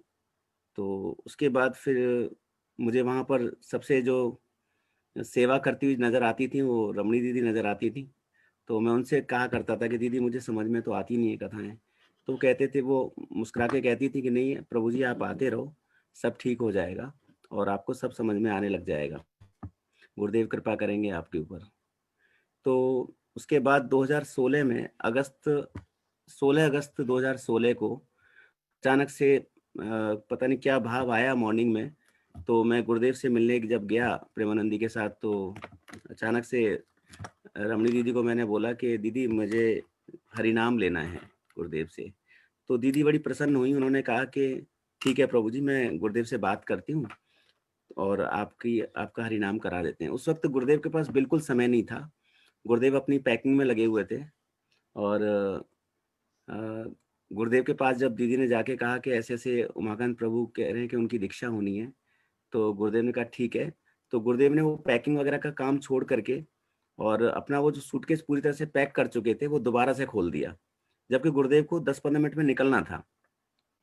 तो पूरा जो रस्सियों से बांधा हुआ था बैग, क्योंकि उसमें बुक्स थी, तो ग्रंथ थी, तो उसको अच्छे से बांध रखा था। तो उन्होंने मेरे लिए उस बैग को पूरा खोला, फिर मेरे लिए माला ढूंढी कौन से बैग में है, फिर जो बैग था बीट बैग, उसको भी ढूंढा, और उसके बाद उन्होंने जनेऊ निकाला और मेरा हरिनाम दीक्षा दोनों एक साथ करके, और जो भी वो जो प्रक्रिया थी वो कंप्लीट करके, और मुझे मेरे ऊपर कृपा की उन्होंने उस समय। तो मुझे ऐसा लग रहा था कि ये मतलब शायद मैं इस लायक नहीं हूँ या मैं इस योग्य नहीं हूँ, क्योंकि अचानक से सब कुछ हो रहा था मेरे साथ। और फिर उसके बाद गुरुदेव ने मुझे जो नियम थे वो बताए कि आपको गुरु अवज्ञा नहीं करनी है, और जहाँ पर गुरु निंदा हो रही हो वहाँ पर नहीं रुकना है, और हरिनाम को कभी नहीं छोड़ना, और जो भी और भी चीज़ें जो उन्होंने समझाई, तो मैंने कोशिश की है कि मैं उन चीज़ों का पालन कर सकूं। पर कभी-कभी हूँ तो बदजीव, तो मेरे से भी गलतियां हो जाती हैं, जिसके हरे बाद कृष्णा। प्रभु जी, वो जो आपको गुरुदेव ने बताया कि क्या क्या चीजें करनी चाहिए और नहीं, वो आप थोड़ा एक्सप्लेन करो तो हम लोगों को समझ आएगी, हाँ, हमें भी पता चले। गुरुदेव ने सबसे पहले तो ये कहा कि ये जो माला है, इसके साथ साथ आपको कभी भी प्याज लहसुन, क्योंकि उन्होंने जो माला पहनाई थी तुलसी माला, तो उन्होंने कहा था कि कभी प्याज लहसुन आपको नहीं यूज़ करना है, खाना नहीं है, क्योंकि इसका अधिकार उन्हीं लोगों को है जो प्याज लहसुन नहीं खाते हैं, क्योंकि ये बहुत पवित्र होती है। इसके अलावा उन्होंने कहा कि आप हरिनाम करते समय कोशिश करें कि भगवान की लीलाओं का चिंतन करें, और उसके बाद उन्होंने बताया कि आप जहाँ पर गुरु निंदा हो रही हो, वहाँ पर आप ना रुकें, और क्योंकि जब कभी आप निंदा सुनेंगे, तो धीरे-धीरे, धीरे-धीरे आप वैष्णवों से निंदा, मतलब वैष्णवों के बीच में निंदा सुने, या वैष्णवों से बाहर अवैष्णवों के से निंदा सुने। तो जब आप निंदा सुनते हैं तो धीरे-धीरे वो दोष आपके अंदर आने लग जाते हैं, और एक दिन ऐसा आता है कि आप गुरुदेव के चरणों में अपराध हो जाता है। फिर इसी तरह से उन्होंने कहा कि गुरु अवज्ञा, मतलब गुरुदेव की जो वाणी है उसका अक्षर-अक्षर पालन करने का प्रयास करें, और वो धीरे-धीरे कब आएगा, जब आप वैष्णवों का संग करेंगे, कथाएँ सुनेंगे। तो इस तरह की कुछ बेसिक चीज़ें उन्होंने उस वक़्त मुझे जो बोली थी, तो मैं प्रयास करता हूँ कि वो चीज़ें मैं पालन कर पाऊँ। तो ये था दीदी। बाकी बीच में अभी कुछ याद आएगा तो मैं बता दूँगा। इसके बाद फिर जो है 2016 में जब मेरी दीक्षा हो गई, तो सबसे पहले मुझे गुरुदेव की भागवत, जो चैतन्य भागवत हुई, वो सुनने का अवसर मिला। तो उस चैतन्य भागवत में मैंने ये देखा कि जो प्रेम गुरुदेव का था, वो साक्षात प्रेम मैंने वहाँ पर महसूस किया, वो स्नेह महसूस किया, क्योंकि उससे पहले तो मैं कभी 5 मिनट के लिए मिलता था, 10 मिनट के लिए मिलता था, तो मुझे गुरुदेव के बारे में नहीं पता था। केवल गुरुदेव जो कथाएँ करते थे भगवान के बारे में और अन्य-अन्य लीलाओं के बारे में, वो सब मैं श्रवण करता था। लेकिन जब गुरुदेव ने चैतन्य भागवत की, और उस वक़्त मैंने देखा कि कैसे मेरे परिवार के जो सदस्य हैं, मेरे गुरु भाई-बहन हैं, कैसे भाग-भाग के सेवाएँ कर रहे हैं। तो मैंने भी दीदी को बोला, रमणी दीदी को, कि दीदी कुछ सेवाएँ मुझे भी दो। तो मैं जिस योग्य था उन्होंने मुझे वो सेवाएँ दी, और मैंने करने का प्रयास किया। पता नहीं मैं कितना सफल हो पाया था उस समय, लेकिन हाँ, मैं खुद से संतुष्ट नहीं हो पा रहा था, क्योंकि सब लोग मुझसे कहीं ज़्यादा सेवाएँ उस वक़्त कर रहे थे, और शायद मुझे सेवाएँ करनी आती भी नहीं थी उस टाइम। मुझे भी लगता था कि पता नहीं कोई अपराध ना हो जाए मुझसे। मैं बहुत सारी चीज़ों को सुनता था, अपराध हो जाएँगे, तो मुझे बड़ा डर लगता था कुछ भी करने से पहले, कि कहीं अपराध ना हो जाए, मुझसे कोई त्रुटि ना हो जाए। तो उसके बाद एक चीज़ और बताना भूल गया बीच में, कि जब मेरी 16 अगस्त 2016 को दीक्षा हुई, तो उसके ठीक 4 दिन बाद गुरुदेव हमारे यहाँ आए थे। तो दीक्षा से नेक्स्ट डे मैंने पूछा था कि गुरुदेव आपका क्या शेड्यूल है? तो उन्होंने, गुरुदेव ने बताया, तो फिर मैंने कहा कि गुरुदेव आप हमारे यहाँ आएँगे? तो उन्होंने कुछ सोच के बताया कि हाँ, आ जाएँगे, कब आना है? मैंने कहा आप अपना शेड्यूल देख कर के बता दीजिए। तो उन्होंने दिन निश्चित किया, और 20 अगस्त को गुरुदेव हमारे यहाँ आए। वो पहला दिन था जब गुरुदेव हमारे यहाँ काफ़ी समय तक रहे, 2 ढाई घंटे उसका प्रोग्राम था, और हमने काफ़ी नज़दीक से देखा कि गुरुदेव को किस तरह का प्रसाद पसंद है, किस तरह से गुरुदेव कीर्तन वगैरह से पहले और जो वैष्णव लोग हैं उनको बोलने का अवसर देते हैं। मतलब वो पूरी जो प्रोसेस थी वो हमने काफ़ी नज़दीक से देखी, और कैसे गुरुदेव आने करते हैं, गुरुदेव का मतलब प्रसाद पाने से पहले, वो सारी प्रक्रिया काफ़ी नज़दीक से देखने को मिली मुझे। फिर धीरे-धीरे गुरुदेव के साथ प्रीति बढ़ती चली गई, और मैं हमेशा, मेरे मन में ये रहता था कि मेरे को ऐसा कोई समय मिले कि मैं पूरी तरह से गुरुदेव के साथ रहूँ और कुछ सेवाएँ कर पाऊँ। लेकिन जॉब मेरी ऐसी थी, क्योंकि सोशल सेक्टर में था, एनजीओ सेक्टर में, तो प्रोजेक्ट मेरा गवर्नमेंट का प्रोजेक्ट होता था, तो कोई समय निश्चित नहीं था। कभी सुबह 8 बजे निकल रहे हैं, रात को 8 बजे आ रहे हैं, तो मेरे अंदर बेचैनी रहती थी।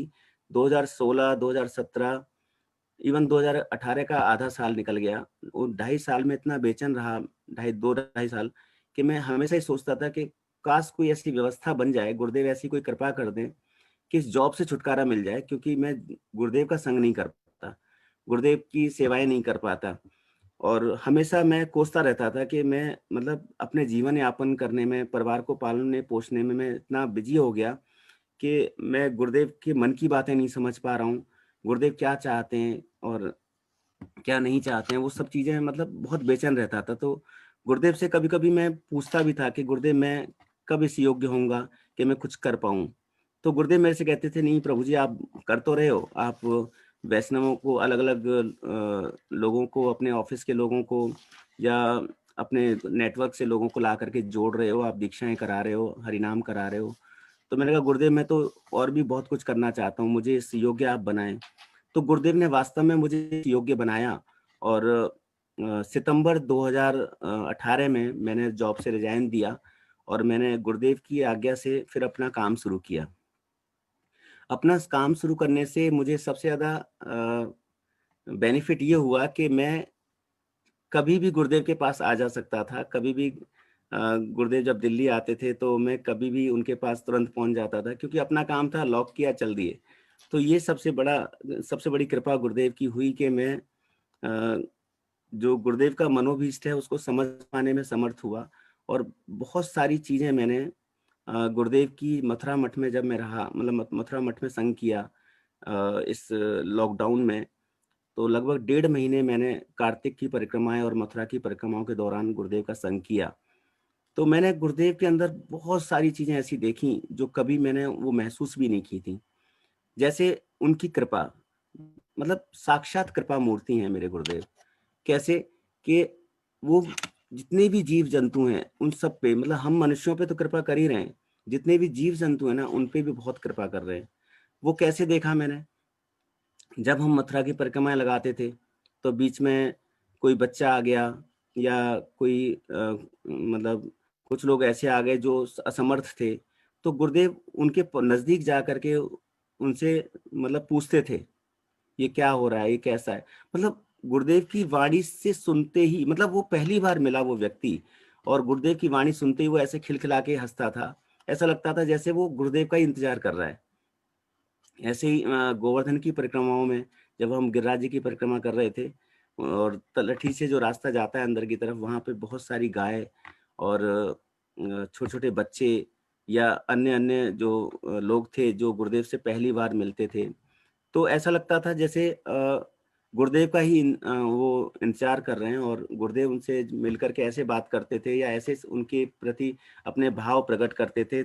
ऐसा लगता था कोई मतलब यहाँ का संबंध नहीं है, किसी उस जिस जगत से आए उस जगत का संबंध है उनके साथ। इसमें एक घटना और हुई परिक्रमा के दौरान कि एक गाय जो काफ़ी दूर खड़ी थी और गुरुदेव को देखते ही गुरुदेव की तरफ पूँछ उठा कर के भागने लगी। ऐसा लग रहा था जैसे वो गुरुदेव से बिल्कुल नज़दीक समीप से मिलना चाहती है। तो लेकिन उन्होंने गाय ने गुरुदेव को कोई नुकसान नहीं पहुँचाया और जैसे वो नज़दीक आई तो एकदम से वो साइड में हो गई। तो मतलब मैंने ये देखा कि सभी जीव-जंतुओं पे जिस तरह से कृपा करते हुए चल रहे थे वो परिक्रमाओं में। और भी बहुत सारी चीज़ें देखी, जैसे हम जब गोकुल गए तो वहाँ पर ऊखल बंधन लीला जहाँ हुई, तो वहाँ पे भी गाय बंधी हुई थी। तो गुरुदेव ने वो जो लड्डू बना कर के रखे हुए थे, वो जिन-जिन गायों को जैसे-जैसे खिलाया, तो ऐसा लग रहा था वो गाय कुछ बात कर रही हैं गुरुदेव से। उनकी जो आँखों में से आँसू जैसे निकलते हैं ना, उस तरह से। मैंने कुछ फ़ोटोग्राफ भी उस वक़्त लेने का प्रयास किया। तो गुरुदेव जब खिला रहे थे तो ऐसा नहीं लग रहा था वो किसी गाय को खिला रहे हैं। ऐसा लग रहा था गुरुदेव के जैसे पता नहीं जन्मों-जन्मों के बिछड़े हुए 2 मिल रहे हैं और वो गाय इतनी प्रसन्न होकर के खा रही थी और बाकी और लोग जो खिला रहे थे उनके हाथ से नहीं खा रही थी। ये जो मैंने चीज़ें देखी, मतलब इतना गुरुदेव की वाणी में रस, इतनी विनम्रता और वो सारी चीज़ें। इसके अलावा भी गुरुदेव को मैंने देखा कि गुरुदेव थकते नहीं हैं कभी भी, नॉन स्टॉप सेवाएँ करते हैं। जैसे दिल्ली में तो हमें ऐश्वर्य भाव नज़र आता है गुरुदेव का, लेकिन मथुरा में तो ऐसा लगता है जैसे वो अपने मायके में है। सुबह से लेके शाम तक इतनी सेवाएं, इवन जिस वक्त वो पेस्ट करके रात को आ रहे होते हैं लौट के, तो उस वक्त भी तत्व की बातें चलती रहती हैं। मैं भक्ति वेदांत माधव महाराज जी के पास रुक करके फिर चर्चाएं शुरू हो जाती हैं ग्रंथों की, किसी सिद्धांत की। जब वो प्रसाद पाते हैं तो भक्ति वेदांत नरसिंह महाराज जी, उनके साथ उनकी बातें शुरू हो जाती हैं तत्व की, कि देखो मैंने ये कहा था, उस ग्रंथ में देखना, उस ग्रंथ में मिलेगा। तो मतलब उनका जो एक एक क्षण है ना, वो ऐसा लगता है कि मतलब उस वक्त आसपास कोई भी सुन ना, उसके ऊपर कृपा हो रही है वास्तव में। उन दोनों के बीच में तो चर्चा हो ही रही है जो भी हो रही है, लेकिन जो जो वाणी वो किसी के कानों में पड़ रही है तो उसके ऊपर भी वो कृपा हो रही है।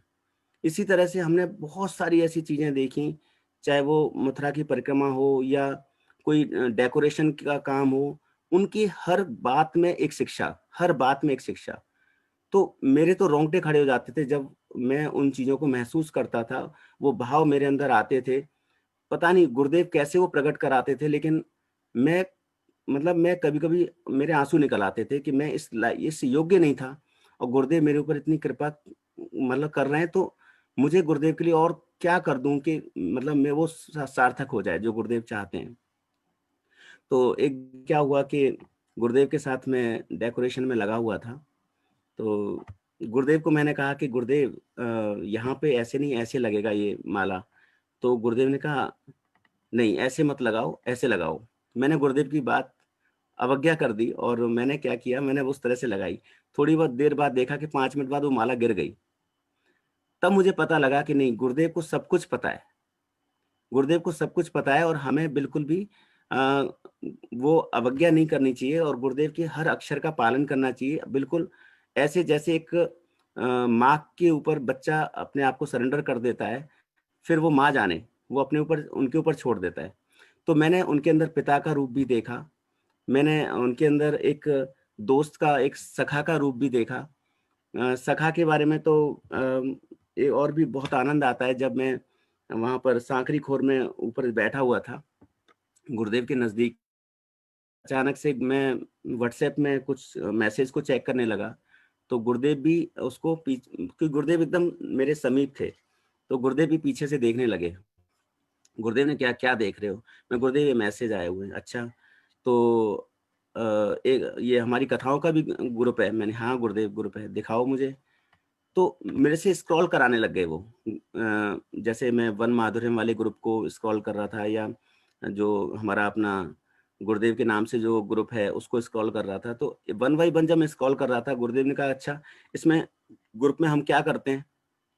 तो मैंने कहा गुरुदेव इसमें हमारी कथाएं होती हैं, आप जो भी कथाएं करते हैं हम सभी भाई बहन उसको सुनते हैं, आपस में शेयर करते हैं, कोई विचार होता है तो उसको शेयर करते हैं। अच्छा, कौन कौन जुड़ा हुआ है? तो फिर मैं जब जैसे मैं उसको स्क्रॉल कर रहा था ना एडमिन लेवल पे जाके उस सारे नामों को, तो ऐसा लग रहा था कि जैसे गुरुदेव सबसे मिलते चले जा रहे हैं, सबके ऊपर कृपा करते चले जा रहे हैं। तो गुरुदेव के चेहरे को देख करके उस वक्त ऐसा लग रहा था कि गुरुदेव कुछ अंतर मन में से कुछ ऐसी प्रेरणा दे रहे हैं कि सबको भजन के प्रति और रुचि हो। कुछ इस तरह के भाव मेरे अंदर आ रहे थे गुरुदेव के प्रति। फिर उसके बाद गुरुदेव ने वो सभी ग्रुप बारी बारी से देखे, मतलब वो बीच बीच में उन जो आसपास जो कीर्तन हो रहा था उसका भी आनंद ले रहे थे, और आसपास देख भी रहे थे, और बीच बीच में उस सारे ग्रुपों को पूरी तरह से ऑब्जर्व भी कर रहे थे। तो ये जो चीजें हैं मैंने पहली बार नजदीकी से गुरुदेव के अंदर देखी। और भी एक सखा भाव जो गुरुदेव का है वो मेरे को महसूस हुआ जब हम राधा जी वहां गए थे बरसाने। तो पीछे कुंड से जो रास्ता पतला सा जाता है, जहाँ पे बहुत सकरा रास्ता है और जो चढ़ाई होती है, तो जहाँ पे हमने प्रसाद पाया था उसके बाद, तो गुरुदेव मतलब जैसे ही हम, क्योंकि वो छोटा रास्ता है तो वहाँ गिरने के चांसेस कभी कभी हो जाते हैं, और भीड़ भीड़ के अंदर तो वैसे भी ज्यादा चांसेस होते हैं। तो मैं 2-3 बार मैं गिरने को हुआ, क्योंकि मैं गुरुदेव के कभी फोटो खींचने में व्यस्त होता था, कभी गुरुदेव की वीडियो बनाने में व्यस्त होता था, तो मैं भूल जाता था कि मैं कहाँ चल रहा हूँ, किस रास्ते पे चल रहा हूँ। तो गुरुदेव मेरा हाथ पकड़ के मुझे रोकते थे कि प्रभु जी ध्यान से। मतलब इतनी चिंता, इतना प्रेम, इतना वात्सल्य, मतलब मेरे पास शब्द नहीं है उन चीजों को बोलने के। और शायद योग्य हूं भी या नहीं, ये तो मेरे अपने सीनियर गुरु भाई बहन मुझे बता पाएंगे, क्योंकि मेरे अपने गुरु भाई बहन ही वो माध्यम है कि मैं गुरुदेव को इतना नज़दीक से जान पा रहा हूँ और वो माध्यम बन भी रहे हैं। तो ऐसी स्थिति में गुरुदेव ने जो जिन रसों का आस्वादन कराया मुझे, तो उन रसों के बारे में मेरे पास शायद उतने शब्द ना हो पाएँ। तो मेरे बार-बार मेरे मन में ये चिंतन करता हूँ कि गुरुदेव तो मेरे रस शिरोमणि हैं, कृपा मूर्ति हैं, वात्सल्य की मूर्ति हैं। और मैं क्यों गुरुदेव से इतने दिनों के बाद मिला और मैंने 2013, 2014, 2015 3 साल वेस्ट कर दिए। 365 मल्टीप्लाई 3 मतलब कितना नादान था मैं, कितना नालायक था सच में, कि मैंने गुरुदेव को नहीं पहचाना। और गुरुदेव ने मेरा हाथ पकड़ मतलब गुरुदेव ने 2013 में प्रयास किया मेरा हाथ पकड़ने का और मैं हाथ छुड़ा करके भाग आया। लेकिन अब मुझे पता लगता है कि नहीं, गुरुदेव की कुछ प्लानिंग थी। गुरुदेव बहुत बड़े प्लानिंग के बहुत बड़े मैनेजमेंट हैं, मतलब बहुत ज़बरदस्त मैनेजमेंट है गुरुदेव का। गुरुदेव को पता है कि कब किसके साथ, किसके ऊपर किस प्रकार की कृपा करनी है। तो पहले उन्होंने मुझे योग्य बनाया और उसके बाद मुझसे सेवाएं ली। मतलब मुझे पहले उन्होंने वक्त दिया, समय दिया कि नहीं, पहले तुम्हें अब ये तैयार होना है, उसके बाद सेवाओं में आना है। तो मैं तो यही चाहता हूँ कि गुरुदेव मेरे ऊपर इतनी कृपा करें कि मैं गुरुदेव के साथ-साथ सभी गुरु भाई बहनों की सेवा कर पाऊँ और इस लायक बन पाऊँ कि मैं और भी सेवाओं में बढ़-चढ़ के हिस्सा लूँ। इसके अलावा गुरुदेव मेरे जो कृपा मेरे ऊपर कर रहे हैं, ये गुरुदेव हमेशा करते रहें। और मेरे से जो भी गलतियाँ हो रही हैं, चाहे वो गुरु भाई बहनों के प्रति हो रही हैं या वैष्णवों के प्रति हो रही हैं, उनके लिए मुझे क्षमा करते रहें ताकि मेरा उत्साह बना रहे सेवाओं में और मैं इसी तरह से अपने गुरुदेव की सेवा कर पाऊँ।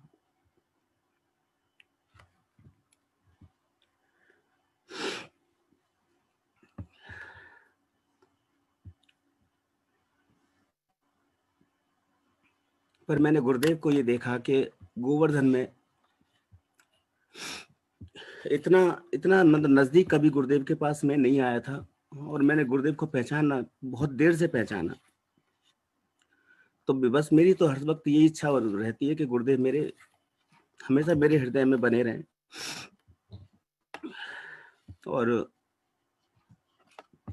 मुझसे जो भी सेवाएं लेना चाहते हैं वो लें, लेकिन साथ साथ मेरे अपने अपराध भी क्षमा करें।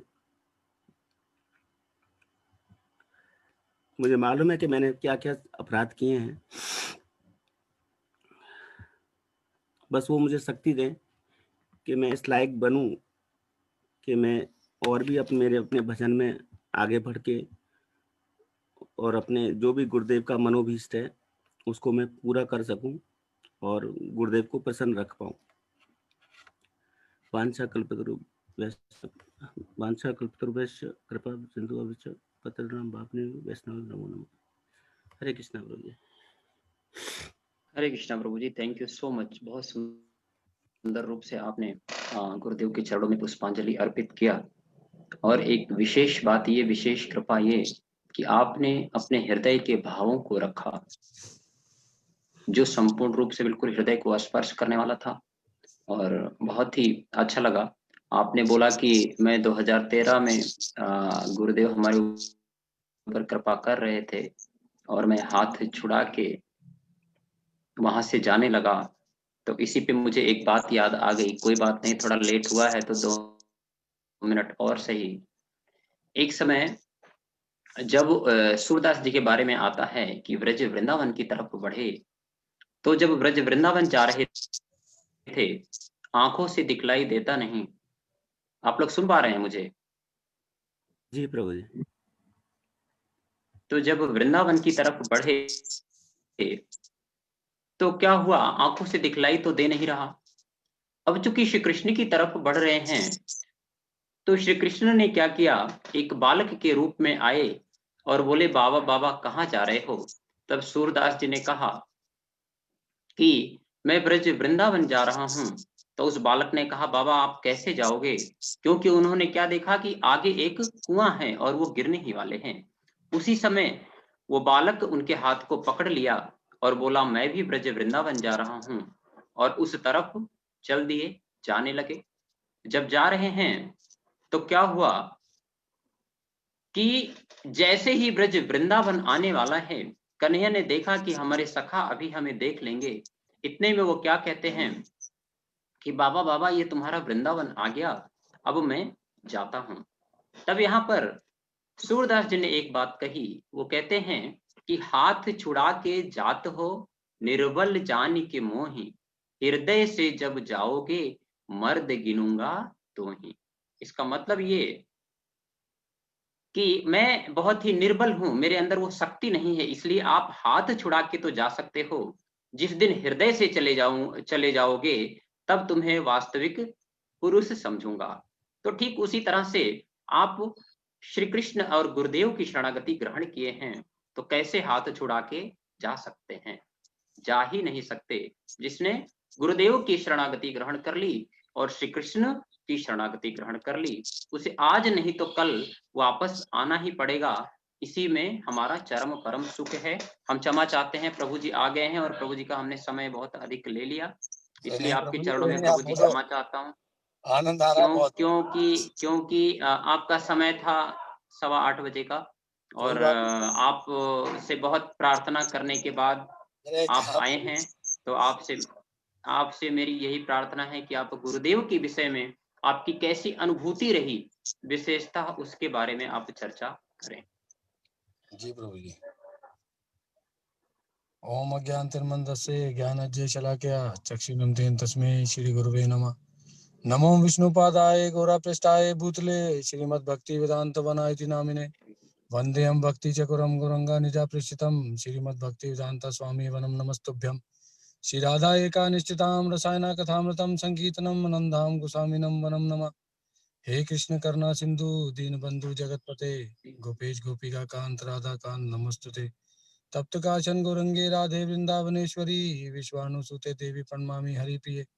श्री कृष्ण चैतन्य प्रभु नित्यानंद श्री अद्वैत गदाधर श्री साधि श्री गौर भक्तवृंद गुरुवे गौचंद्राय राधिकाय तदलाय कृष्णाय कृष्ण भक्ताय तद्भक्ताय नमो नमः।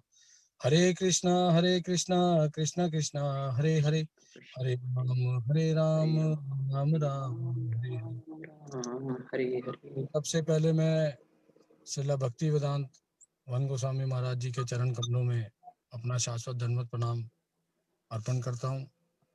तत्पश्चात नित्य लीला प्रविष्टोम विष्णुपाद अष्टोत्तर श्री श्रीमद भक्ति वेदांत श्रीला नारायण गोस्वामी जी महाराज और नित्य लीला प्रविष्टोम विष्णुपाद अष्टोत्तर श्री श्रीमद भक्ति वेदांत श्रीला वामन गोस्वामी महाराज जी के चरण कमलों में अपना शाश्वत धन्यवाद प्रणाम अर्पण करता हूँ। तत्पश्चात अपने सभी वैष्णव भक्तवृंदों के चरणों में, भाई बहनों के, गुरु भाई बहनों के चरणों में अपना शाश्वत धन्यवाद प्रणाम करता हूँ। मेरा प्रणाम स्वीकार हो। आज गुरुदेव की कृपा से ये सौभाग्य मिला है कि मैं अपनी फीलिंग्स को, गुरुदेव की अनुभूतियों को शेयर कर पाऊँ अपने सभी भाई बहनों के साथ। गौड़िया मठ से जो मेरा जुड़ाव हुआ प्रभु जी, वो कुछ ऐसा रहा कि जब गौड़िया मठ का निर्माण हो रहा था तब हम डिस्ट्रिक्ट पार्क में सैर करने आया करते थे, और यहाँ पे काउंसलर होती थी उस समय में श्रीमती कमला मल्होत्रा जी। क्योंकि मैं प्रॉपर्टी की लाइन से था, बिल्डर लाइन में था, भगवान की कृपा थी।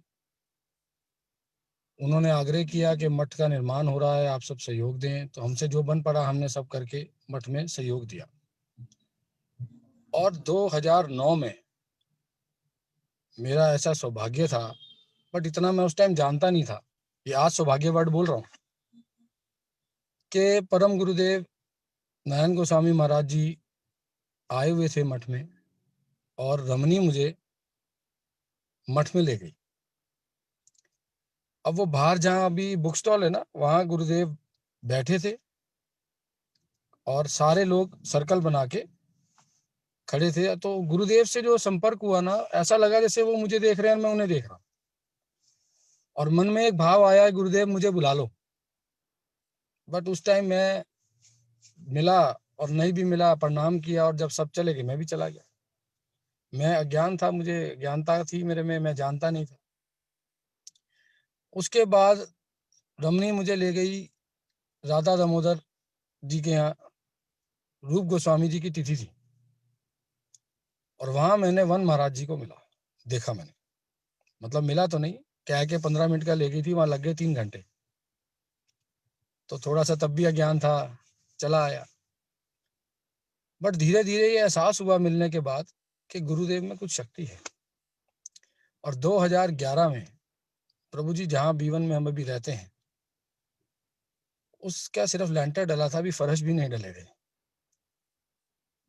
तो गुरुदेव की ऐसी कृपा हुई कि गुरुदेव ने वहां पे आके हवन किया, और जब हवन किया तो गुरुदेव की कृपा से गुरुदेव ने हमें ये ज्ञान दिया मुझे कि इस घर को अपना घर मत समझना, ये घर राधा कृष्ण का है, इसको सेवा करना ये समझ के कि ये उनका है। और इस घर के निवास स्थान को उन्होंने नाम दिया राधा निवास। मेरे हृदय में और गुरुदेव के लिए भाव बढ़ गया। फिर 2011 में ही माधव महाराज हमारे गाजियाबाद प्रोजेक्ट पे आए, मुझे उनकी आरती अर्चना करने का सौभाग्य मिला, मैंने वो भी किया। और 2013 में गुरुदेव ने कृपा करी और मैंने गुरुदेव की भागवत कथा कराई गौड़िया मठ में, जनकपुरी में। मैंने क्या कराई, गुरुदेव की कृपा थी तो वो सौभाग्य मिला और कराई। और मैं 7 दिन प्रभु जी वो कथा मैंने श्रवण करी। उसके बाद गुरुदेव का जो चमत्कार है मेरे साथ में, इतने एक्सपीरियंस है मेरे मन में, इतने एक्सपीरियंस है मैं बता नहीं सकता। जैसे कहते हैं ना, एक आदमी जंजीरों से जकड़ा हुआ है, उसके सारे बंधन एक क्षण में गुरुदेव ने काट दिए। रमनी ने 2014 में सबके बीच में गुरुदेव को बोल दिया कि इनको बोलो ये सब छोड़ दें, हरिनाम तो करते ही हैं बट छोड़ दें ये सब। तो गुरुदेव को जैसे सब पता था, तो गुरुदेव ने रमनी को बोल दिया कि तुम इसको कुछ मत बोलो। और गुरुदेव ने मुझे बोला, मैं तुम्हें माला देता हूं, तुम नीम माला करो, तुलसी माला छोड़ दो, और तुम जो है इससे हरिनाम करो। और रमनी को ये बोला, समय आएगा इसको छोड़ दो, इसे कुछ मत बोलना आज के बाद। तो प्रभु जी मैं तो और अंदर से वो हो गया, बट गुरुदेव जानते थे। और मैंने हरिनाम करना शुरू करा। गुरुदेव ने जब माला दी, उस माला से शुरू किया। तो वो इतनी शक्ति थी कि धीरे धीरे प्रभु जी 2015 में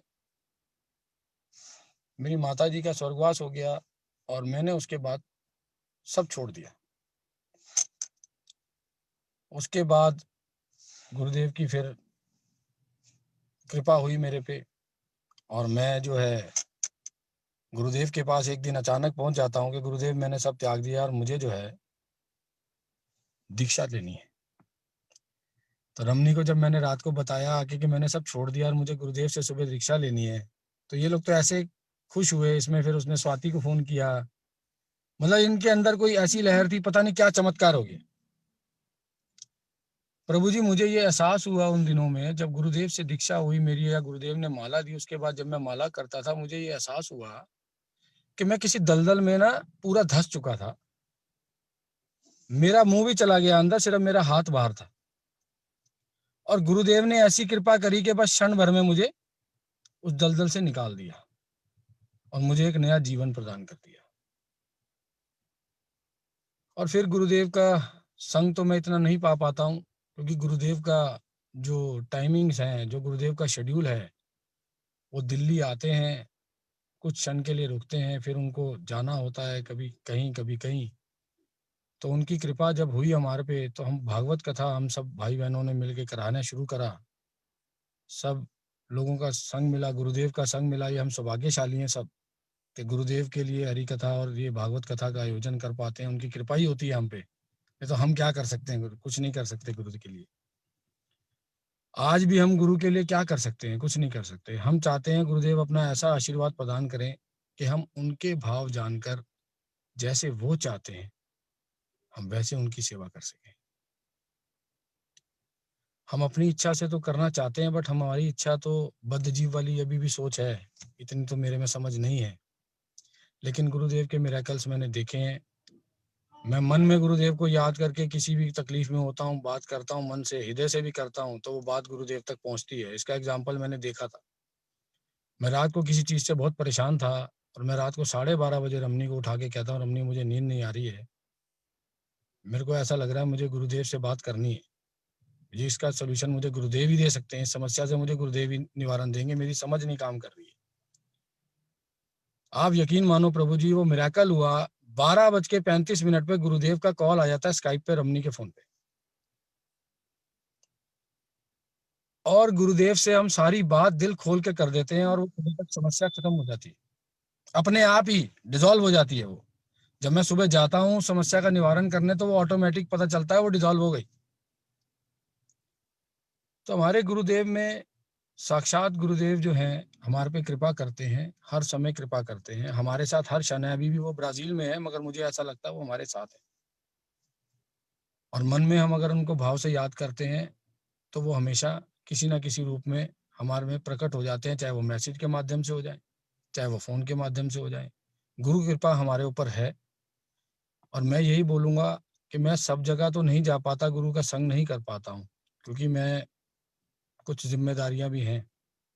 गुरुदेव हमेशा कहते हैं तुम्हें दुकान देखनी है, तुम्हें इनका पालन पोषण करना है, तो मैं रमनी को नहीं रोकता। मैं कहता हूँ मैं नहीं जा पाता, कोई बात नहीं, तुम जाओ।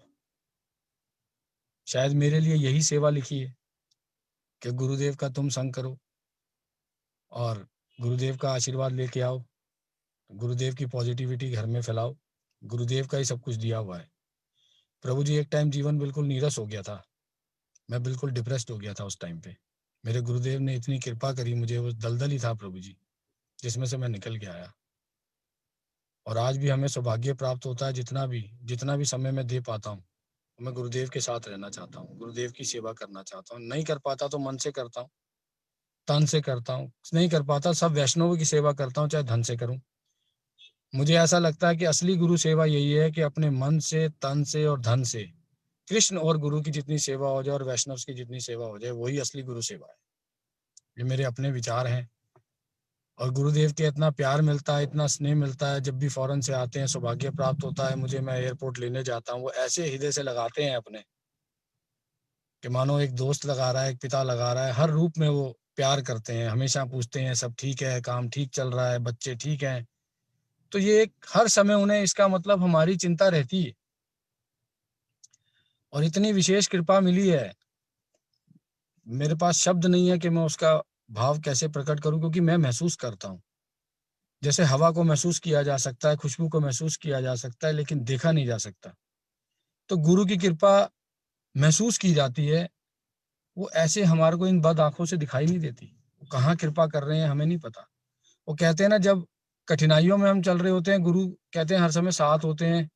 तो एक कथा थी कि शिष्य को थोड़ा सा डाउट हुआ, तो उसने कहा मुझे कैसे पता चलेगा कि आप मेरे संग हर समय हो।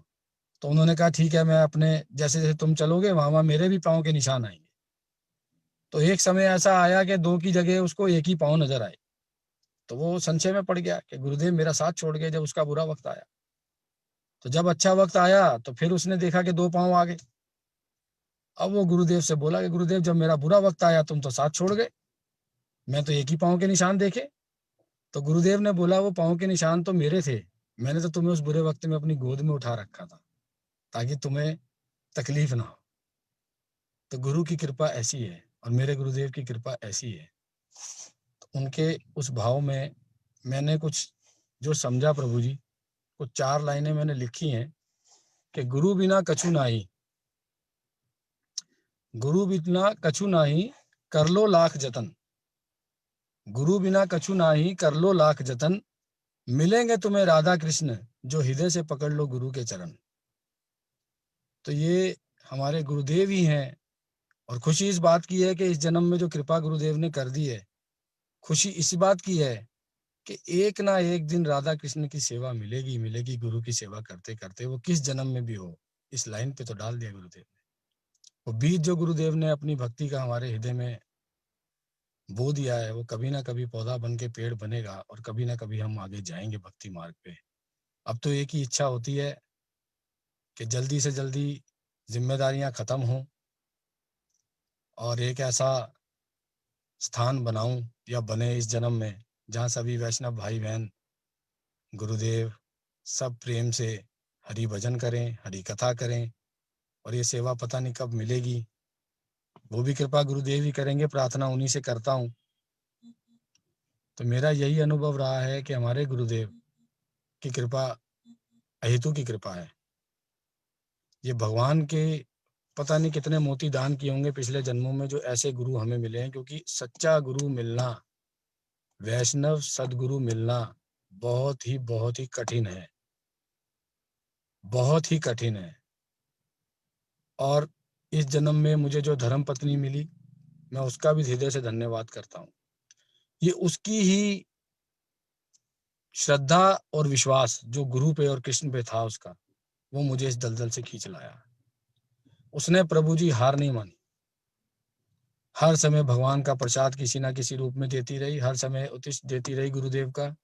और वो क्या कृपा करते रहे अंदर ही अंदर, ये मैं भी समझ नहीं पाया। क्या मिरेकल हो गया कि कल तक जो आदमी इन गलियों में जनकपुरी में घूमता था और अगले दिन जब सबको पता चला कि ये दीक्षा ले ली, सब छोड़ दिया, सब हंसते थे मेरे पे, सब बोलते थे कि ऐसा कैसे हो गया। मुझे इस्कॉन वाले डिवोटीज मिलते थे प्रभु जी, वो मुझे बोलते थे हम 10-10 साल से हरि नाम कर रहे हैं, आपको दीक्षा कैसे मिल गई? हमें तो मिली नहीं। तो मैं बोलता था मेरे गुरुदेव ने दे दी, मेरे तो गुरुदेव की कृपा है। बोले प्रभु जी कैसे है? अब मैं भी हो जाता था, मैं कैसे है मैं जानता ही नहीं था। मैंने गुरुदेव से ये प्रश्न किया प्रभु जी कि गुरुदेव मेरा सब मजाक उड़ाते हैं और मुझे ऐसे बोलते हैं, कैसे हो सकता है? कोई कहता था ये झूठा है, ये अभी नाटक कर रहा है, ये अभी भी नहीं है, सिर्फ दिखावा है। तो गुरुदेव ने मुझे जवाब दिया हंसते हुए, अरे पागल, तू भी पागल है और वो भी पागल है। अरे उन्हें कैसे पता कि तुम्हारा किस जन्म में हरि नाम छूटा था, कौन से जन्म से तुम हरि नाम कर रहे थे, किस प्रारब्ध में कर्म के कारण तुम इस योनि में दोबारा आए और तुम्हारा हरि नाम जहां से छूटा था वहां से शुरू हुआ। और उन्हें कैसे पता कि उन्होंने पिछले जन्म में हरि नाम किया था कभी के नहीं किया था कि इसी जन्म में कर रहे। इसलिए तुम मत सोचो, तुम अपना हरि नाम करो, उनका जब समय आएगा, जब उन्हें दीक्षा मिलेगी, अब तुम उन्हें यही जवाब दे। तो प्रभु जी मैंने जाके सटीक जवाब वैसे का वैसे ही दे दिया, तो वो नतमस्तक हो गए। उन्होंने कहा प्रभु जी ये तो बात, मैंने कहा ये मेरे गुरुदेव ने जवाब दिया है, मुझे नहीं पता, हमारे गुरुदेव अंतर्यामी हैं, वो जानते हैं मेरा हरि नाम कहाँ छूटा था, कहाँ कृपा हुई है, वही जानते हैं। तो प्रभु जी इतने इतने एक्सपीरियंस रहे, इतने मिराकल्स रहे, मैंने जो जो अपने मन में गुरुदेव से शेयर किया। मैं एक बात आज सबको कहना चाहता हूँ कि गुरु को से कुछ छुपाओ मत। जो भाव है ना गुरुदेव मिले तो बोल दो, अपने मन की सब समस्या उनको बोल दो, क्योंकि हम बद्ध जीव हैं, हमारे पास रोज समस्या है, माया में जकड़े हुए। एक तरफ से छुटवाते हैं, दूसरी तरफ से पकड़ लेती, तीसरी तरफ से और दूसरी टेंशन आती है। तो हमें तो सदगुरु की नाव में बैठ के ये भवसागर पार करना है। तो पार तभी होगा प्रभु जी जब हम गुरुदेव से सब हृदय की बात कर देंगे। वैसे तो वो सब बात जानते हैं, हमें बैठते ही समझ जाते हैं हम क्या कहने आए, लेकिन फिर भी अगर हम उन्हें सखा के रूप में, पिता के रूप में, गुरु के रूप में, जो जिस तरह की भाव लेके हम अपनी बात कर सकें वो करनी चाहिए। और जितना ज्यादा संग हम गुरुदेव के साथ करें, उनकी कृपा लें, क्योंकि असलियत में तो बात यही है प्रभु जी, जो चीज जब खो जाती है ना तब उसकी कदर होती है। लेकिन हमें ये सौभाग्य मिला है कि हम इस बात को समझें कि हम जितने से जितना संग गुरुदेव का कर सकें, गुरुदेव के मिशन को, चैतन्य महाप्रभु के मिशन को, नारायण गोस्वामी महाराज जी के मिशन को हम जितना हो सके बढ़ाएं, सभी जीवों का कल्याण हो। क्योंकि मैं साक्षात अपने ऊपर समझता हूं कि मेरा कल्याण हुआ है, मेरे गुरुदेव ने किया है। इसी के साथ मैं अपनी वाणी को विश्राम देता हूं प्रभु जी। वांछा कल्पतरुभ्यश्च कृपा सिंधुभ्यो पतितनां पावनेभ्यो वैष्णवेभ्यो नमो नमः। कोई त्रुटि हुई हो प्रभु जी, मेरे को बोलना नहीं आता है, बिल्कुल नया हूं, मगर अपने जो मन के भाव थे गुरुदेव के लिए वो मैंने अपने स्पष्ट कर दिए। मेरे गुरुदेव की मुझ पे हेतु की कृपा है, ये बात मैं छाती ठोक के कहता हूँ प्रभु जी, है। धन्यवाद। हरे कृष्णा प्रभु जी, बहुत सुंदर। वास्तव में मतलब आप जो बोल रहे हैं मुझे बोलना आता नहीं, ये बिल्कुल ऐसा लग रहा है कि आपको ही बोलना आता है और किसी को बोलना आता ही नहीं। इतना सुंदर रूप से आपने अपने हृदय के भाव को रखा है कि मतलब शब्दों के माध्यम से सच में कह पाना संभव है। मैं हृदय से कह रहा हूँ, बहुत सुंदर रूप से आपने सारे भावों को रखा है और हृदय से रखा है। मैं एक चीज लोगों को एक बात बताना चाहता हूँ, मैं कुछ लोगों को देखता हूँ इसमें कि 7 बजे के पहले ही कनेक्ट हो जाते हैं। क्यों? क्योंकि उनके अंदर एक श्रद्धा है, एक उत्साह है गुरुदेव के प्रति, ये हमने देखा है। और दूसरी चीज मैं बोलना चाहता हूँ, मैं ये वॉच कर रहा हूँ कि कितने लोग कनेक्ट होते हैं, क्या नहीं, कब कितने लोग कनेक्ट होते हैं। ये चीज भी मैंने इसमें देखा है कि वास्तव में जो गुरुदेव के कृपा पात्र हैं और जिनकी थोड़ी सी भी गुरुदेव के साथ प्रीति है, वो बिल्कुल 7 बजे के पहले ही कनेक्ट हो जाते हैं। ये मैंने देखा, मैं आया ही नहीं हूँ और पहले ही लोग कनेक्टेड हैं। तो उनको कोटि कोटि प्रणाम करता हूँ। और उनकी श्रद्धा को देख करके हम ये चाहते हैं कि वो हमारे ऊपर भी कृपा करें कि हमारी भी ऐसी श्रद्धा उत्पन्न हो। और आपने प्रभु जी इतना सुंदर रूप से अपने हृदय के भाव को रखा कि हमें गुरुदेव की बहुत सारी बातें स्मरण होने लगी। मैं एक्चुअली इतनी सारी बातें हैं कि उसको शायद इस जीवन में शेयर नहीं कर पाऊंगा कि इतनी गुरुदेव की अगाध महिमा है और ऐसी ऐसी बातें वो करते हैं कि उसमें से मुझे एक बात याद आ गई। आपने बोला तो मैं शेयर कर लेता हूं, क्योंकि बहुत सारी चीजें ऐसी हैं जो वास्तव में मैं इस जीवन में शेयर ही नहीं कर पाऊंगा। मैं एक बार की बात है, काफी मुझे लगता है, मुझे ईयर तो नहीं याद है। उस समय गुरुदेव के पासपोर्ट की कुछ बातें थी, तो मैं यहाँ से मथुरा गया गुरुदेव के साथ। अभी सुबह, समझ लीजिए आज सुबह हम मथुरा गए गुरुदेव के साथ।